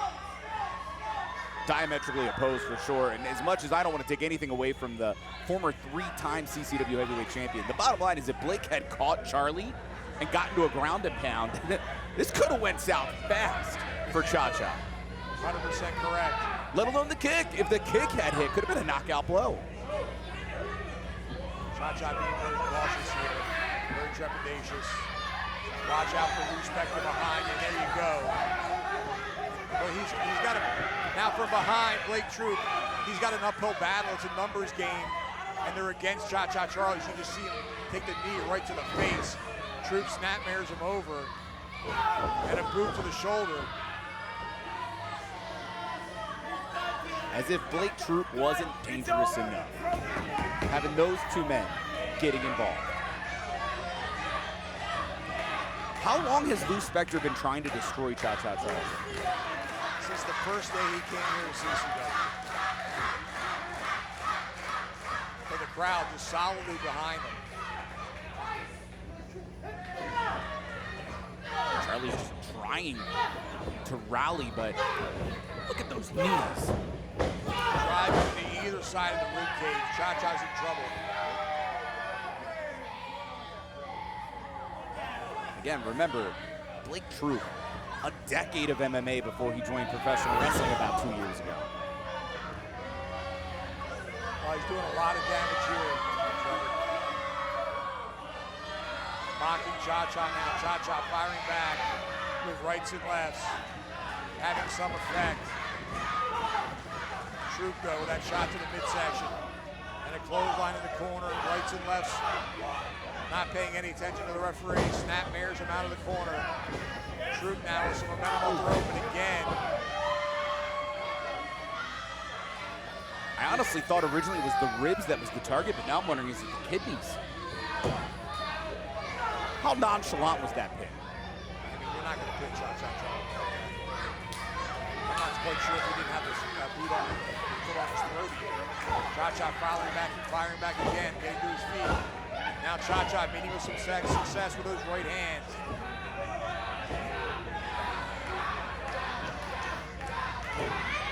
Smart there, catching that strike and the turn fire. Cha-Cha now with some momentum. Oh! Troop caught him with that boot across the chest. I say boots, I'm used to wearing boots, but those are bare feet, taped up. And those are lethal weapons, Trevor. That was a near fall, and there's the ground and pound I was talking about earlier. Doesn't quite have Cha-Cha on his back, but you see Cha-Cha having to cover up. Ooh. I'm really wondering if it's the kidneys. I wouldn't be surprised. Cha-Cha out of the way. Oh! He hit his head on the top of the corner post. He's completely staggered. Cha-Cha with a clothesline takes him down to a knee. And another clothesline. Troop is down. Truth, I think, knocked himself senseless on that corner post. You don't see those shoulders down very often, a Blake Troop. Cha-Cha now. Nice side salto suplex, well executed. Cha-Cha, you need to go to the top now. You got the man down. Absolutely pivotal moment here.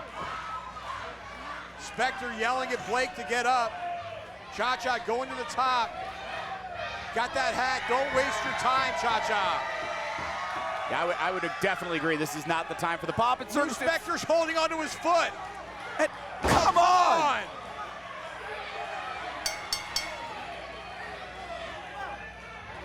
Cha-Cha Charlie up on the top rope, getting ready to execute his coup de grace, his finishing maneuver. Devin Diaz and Lou Spectre putting an end to that. Spectre with a beer bottle in his mouth gets snapmared over the top rope. He's more concerned about his damn beer than he is about his own safety. Devin Diaz at the receiving end of a right hand. Troop still down. Cha-Cha could have had him in that frog splash and could have pinned him possibly. Blake Troop is on completely rubbery legs, but now he's grabbing him around the waist. Now he's got a choke on Cha-Cha Charlie. And I mean, that is a choke. That is an absolute choke, and our official Jason Silver being intimidated by Lou Spectre. This is bad, Dan Evans. We need help. We need help here. He's not relenting on that chokehold. Here come the referees. I got to reiterate, this is a choke. The oxygen is being kept away from Cha-Cha Charlie. The referees are being kept at bay by Diaz and Spectre. They need to get in the ring and get off that man.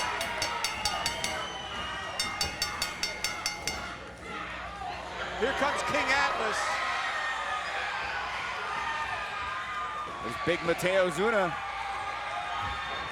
Ozzy Killmeister. And now finally, Truth. DMC. Relents. Son of a gun. Truth with a big smile on his face, Trevor, but I mean, the damage has been done. He was down. Cha-Cha Charlie was up on the top rope, getting ready to deliver that frog splash, that Mangu splash.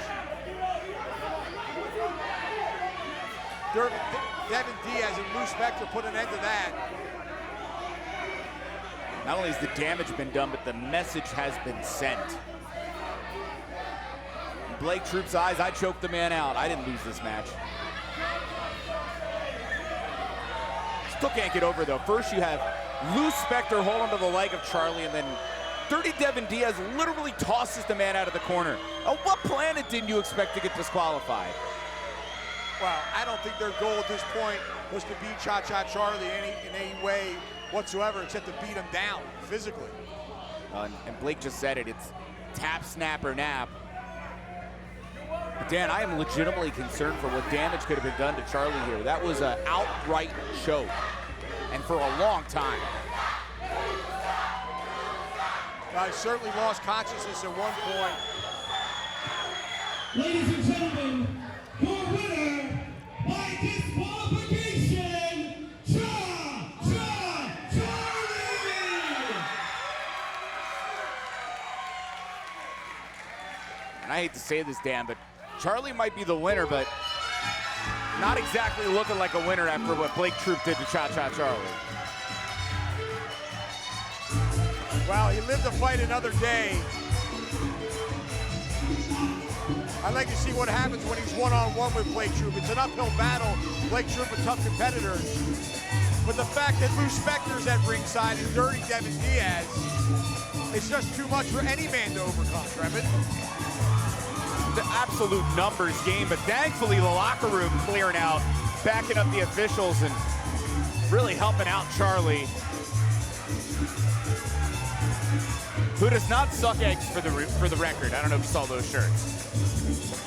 But God bless Terry Funk, though. Got to give it. Hate Lou Spectre, but if you're going to say something nice about Terry Funk. You're going to pay homage to the Funkster.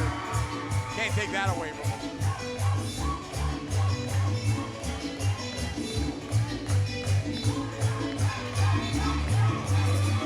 Thanks to all these people, you can see Cha-Cha Charlie starting to rally, come to. We got the dance going. I tell you what, the fans, he is so beloved in this building. The fans on their feet celebrating with him. Even though it wasn't the victory he wanted, Trevin, it was a victory nonetheless. But Cha-Cha Charlie's certainly not walking away with this unscathed. And I'm really looking forward to when Cha-Cha Charlie takes Ozzy Killmeister to the discotheque. That'll be a sight to see. I hope we got our cameras there. And hopefully it's that and not a mosh pit for Charlie, but kidding aside, I'm glad to see Charlie walking out of his own accord.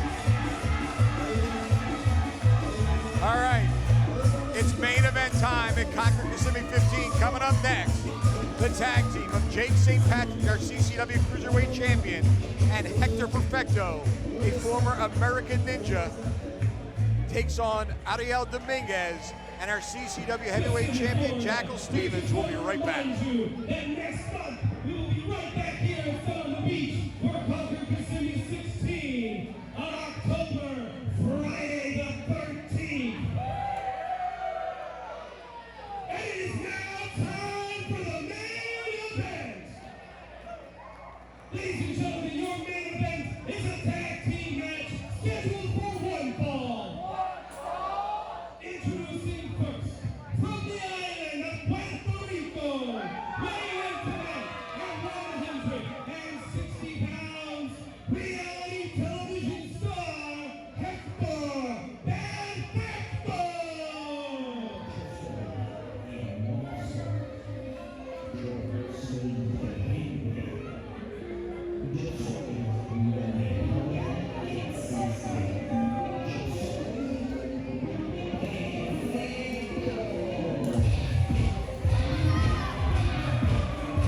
And of course the mirror with Hector Perfecto.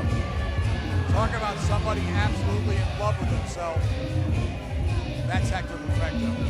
Vanity personified, and a man that's not afraid to hit you with that mirror, as unfortunately Ariel Dominguez can attest.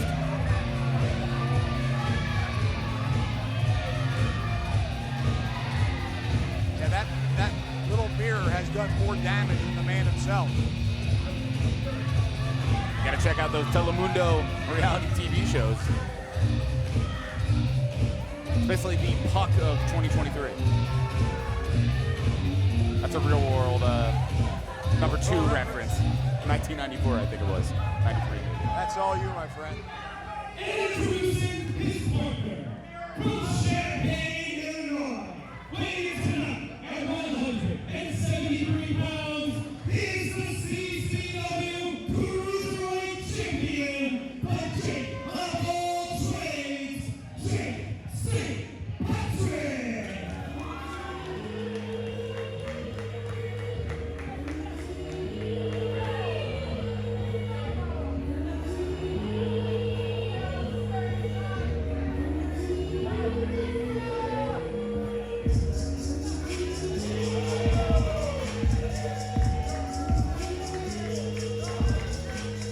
Can't say I'm in love with the change in the attitude, but it's definitely brought a lot of success to Jake St. Patrick, helping him become our CCW Cruiserweight Champion. Well, I flat out hate it, I'll be honest with you. Jake St. Patrick, one of the most outstanding technical wrestlers in Coastal Championship Wrestling, has really turned his back on the fans and really has been prone to taking shortcuts, doing whatever it takes to win his matches. But like you said, you can't argue with the results. He's got gold around his waist. I used the term earlier, saying somebody was a pound for pound, one of the best athletes in the sport, and I've often said that about Jake, but I'm taking it back. What I'm going to say is he is one of the best athletes in the sport. It doesn't matter what size you are, Jake St. Patrick can take you down. Phenomenal in the ring. He is indeed. There's no arguing that fact.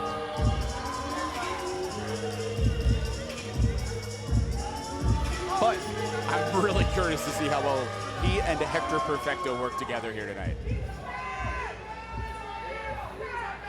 Well, I've seen them go toe-to-toe with one another. They had an outstanding match at Bash of the Brew some months ago. Introducing their opponents. Introducing first, from Kissimmee, Florida, weighing in at 140 pounds, is born in the Chilean, Ariel Dominguez.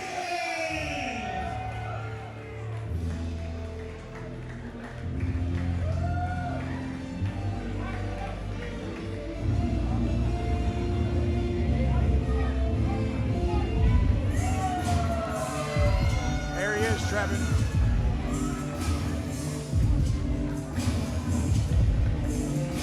There's that ring. Tell me the significance of that. You cannot deny somebody a Brute National Champion, a Florida State Champion. Man, from an amateur wrestling perspective, who really was one of the best in his time, but what we've seen is over the last 5 or so years of Ariel Dominguez in a professional wrestling ring, we've just seen a man with so much heart, so much talent, and with the moniker One in a Trillion, it's kind of hard to deny it. There's no one like Ariel Dominguez. It really is not. I've seen him face competitors that were literally twice his size, and he's come away victorious. It was quite a few months ago, but in this very building, he beat Luke Sampson. What an unbelievable feat that was.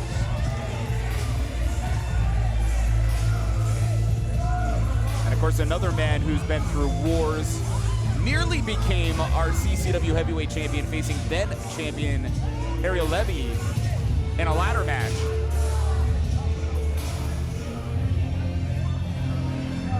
Of course, the issue between him and Hector Perfecto coming from that matchup and continuing at Conquer Kissimmee 14. Ariel may have gotten the victory, but it was Hector Perfecto, after hitting that mirror over Ariel Dominguez, left Dominguez just in a pile. He had victory in his grasp. From South Jersey, weighing in tonight at 203 pounds, he's the CCW heavyweight champion, Jackal Steven!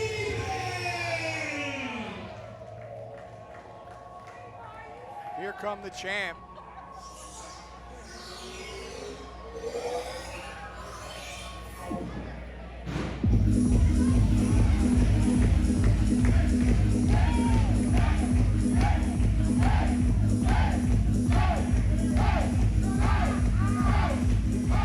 There he is. New Jersey native, Jackal Stevens.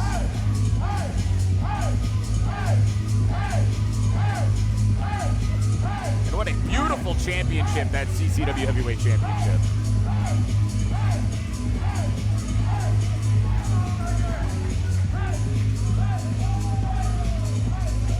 "34 days, our champion here in CCW. Well, he fought hard to get it. He's gonna have to fight even harder to keep it. As they're knocking down the door, trying to get their hands on Jackal Stevens. A rare occasion, he's in tag team competition here tonight. But to tomorrow night, about 4 hours down the road in Homestead, Florida, he's gonna be in a hardcore match against his former friend and a sick individual, if you ask me, in Alex Ocean.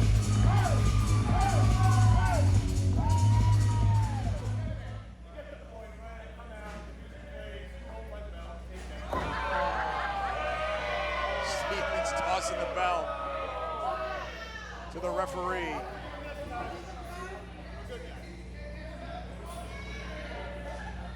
And Stevens ready for action here, and to your point, hopefully not thinking past this tag team match.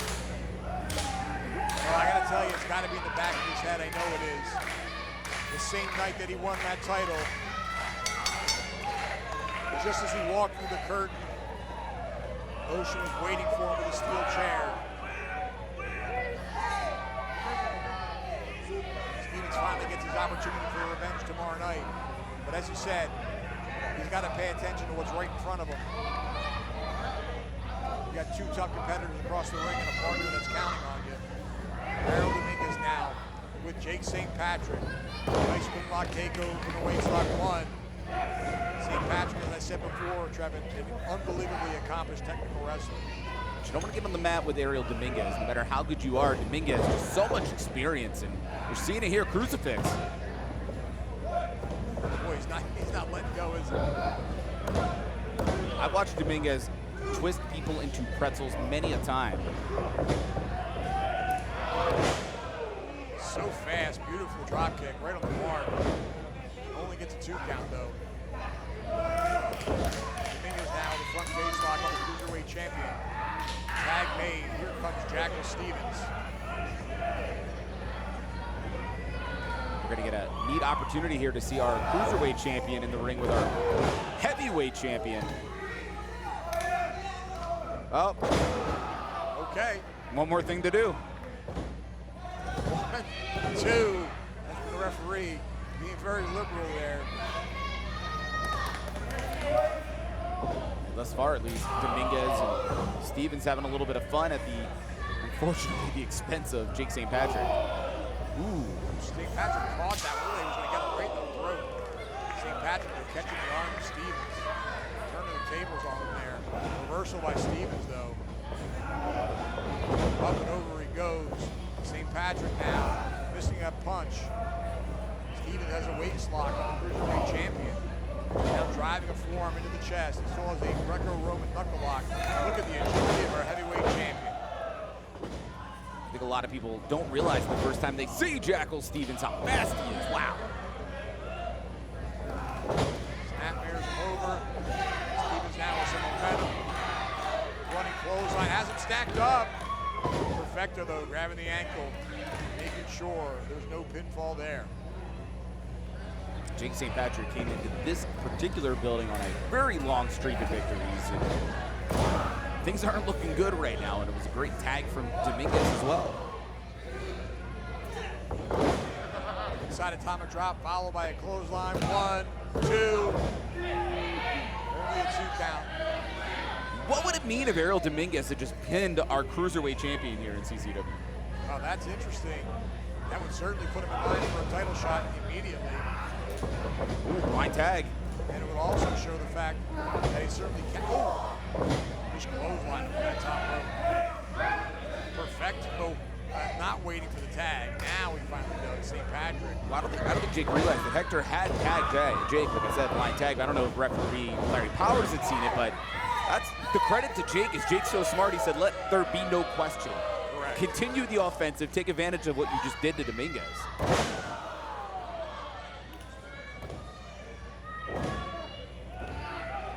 Gets the 1 count. Perfecto questioning the cadence of the referee's count. Now he's got Dominguez in a chin lock, driving that knee in the upper back. Rearing back on the chin. Say what you will about Perfecto, but dude's got 12 years in the sport. Wrestled all over the place. Mexico, Puerto Rico, here in the U.S. Stalwart of CCW. Oh! Diving sunset flip. Leg lariat connects by Perfecto. Goes for the cover. 1, 2. Yeah, you're absolutely right about Perfecto. He's a young man when he started. And I think he was about 14 years old.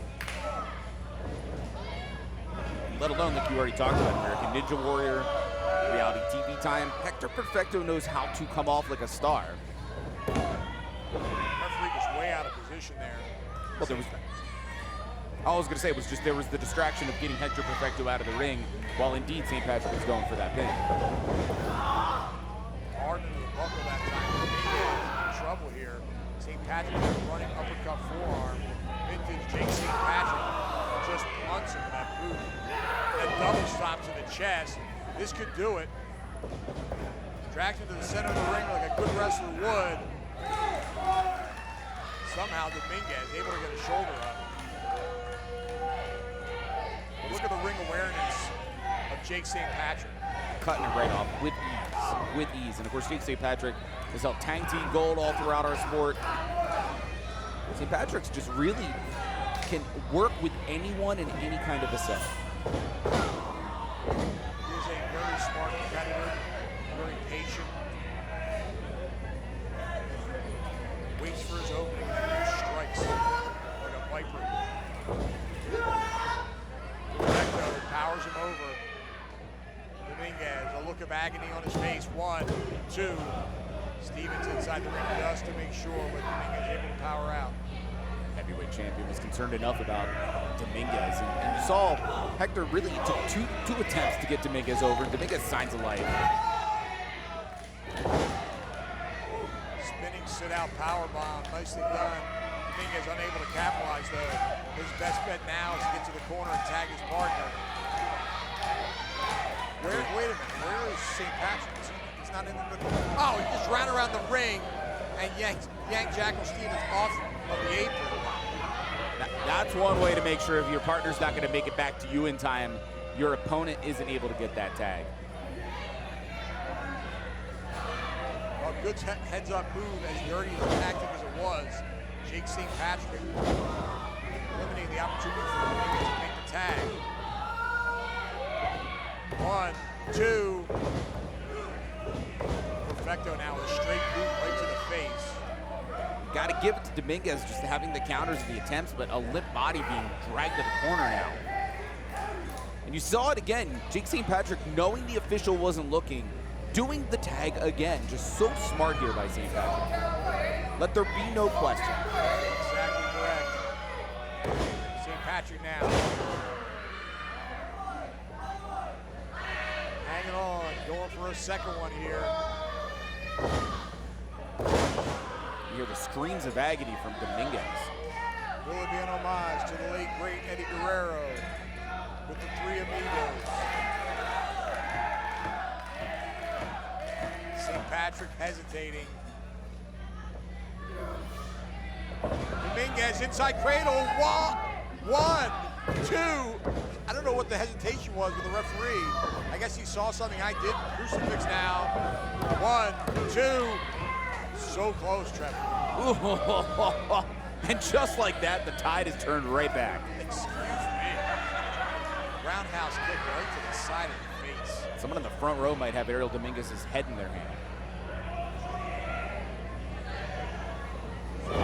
Uranagi. St. Patrick now. Senton.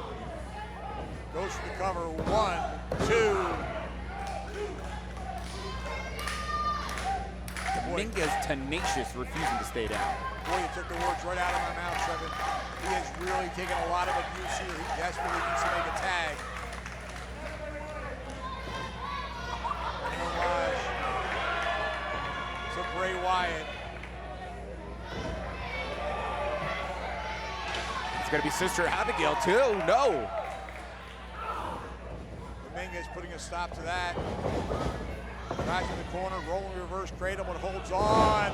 Belly to back suplex, well done. Dominguez, now's his opportunity. He needs to get to the corner and make the tag. St. Patrick grabbing the back of his neck. Absolutely critical moment in this matchup. If Dominguez does not make the tag in time, I think it's over, Dan. St. Patrick makes the tag. Now Dominguez makes the tag. Here comes Stevens, clothesline on Perfecto, and again. Reversal by Hector. Perfecto misses that clothesline. Oh! Stevens got tripped up, but he came back and still connected with that elbow, but he might have hurt himself in the process. Tilt-a-whirl backbreaker, beautifully done. Goes for the cover. 1, 2. Oh, double stomp by St. Patrick to break up the pin. Drags Perfecto back to his corner. I think he's going to make the tag, Trevin, and he does. St. Patrick and Stevens, the legal men. St. Patrick going to work with kicks to the chest. Like I conjectured earlier when I was talking about Jake St. Patrick, well, in this case, what if Jake St. Patrick or Hector Perfecto can actually pin our world heavyweight champion, but that's not an issue right now. Olympic Slam connects, but that would be some serious implications, would it not? No question. On either side of the fence here, if Stevens already has the heavyweight title, but if Dominguez somehow was able to defeat Jake St. Patrick, then certainly, as we said earlier, put him in line for that Cruiserweight Championship, makes the tag. Is this a mistake? Has Dominguez had enough time to recover? Double belly, oh, look at the agility of Jake St. Patrick. Lands on his feet in that double belly to belly and belly to back attempt. And now Dominguez is prone. Ooh! He caught him coming down with that boot right to the head. Good night. That's going to do it. 2. And oh, look at that. Wow. I am at a loss right now. What is it going to take to keep Ariel Dominguez down in this matchup? Well, if that didn't do it, Trevor, I don't know what will. We talked about composure of Jake St. Patrick earlier. It's gone right now. Right, you see the frustration shining through now. Now he's calling for that mirror. And Perfecto, of course, happy to oblige. Referee needs to do something. He's looking at himself in the mirror. Look at this. Oh, Stevens on the top rope with a blockbuster. Dominguez, victory roll. 1, 2, 3. He got him. He got him.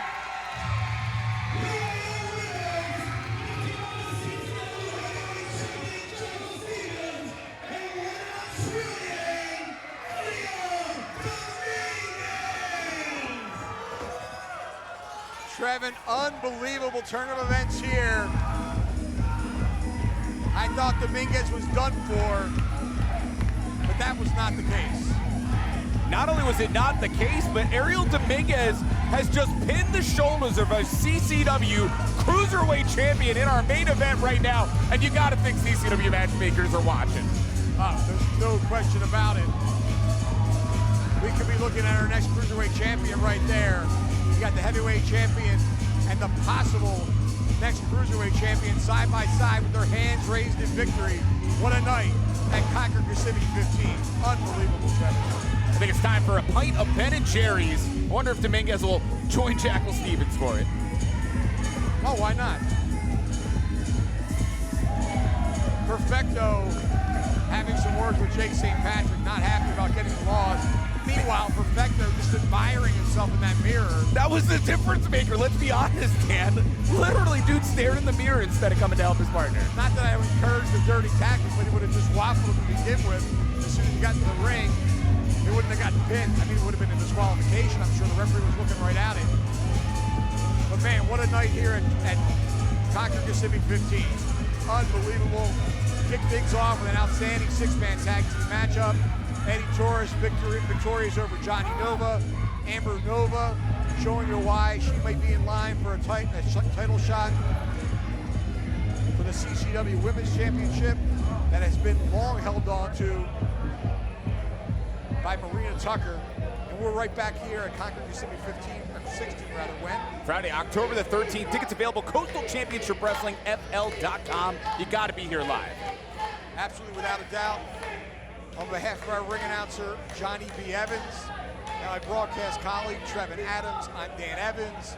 Thank you so much, wrestling fans. We'll see you next time at Kissimmee number 16 from Sun on the Beach.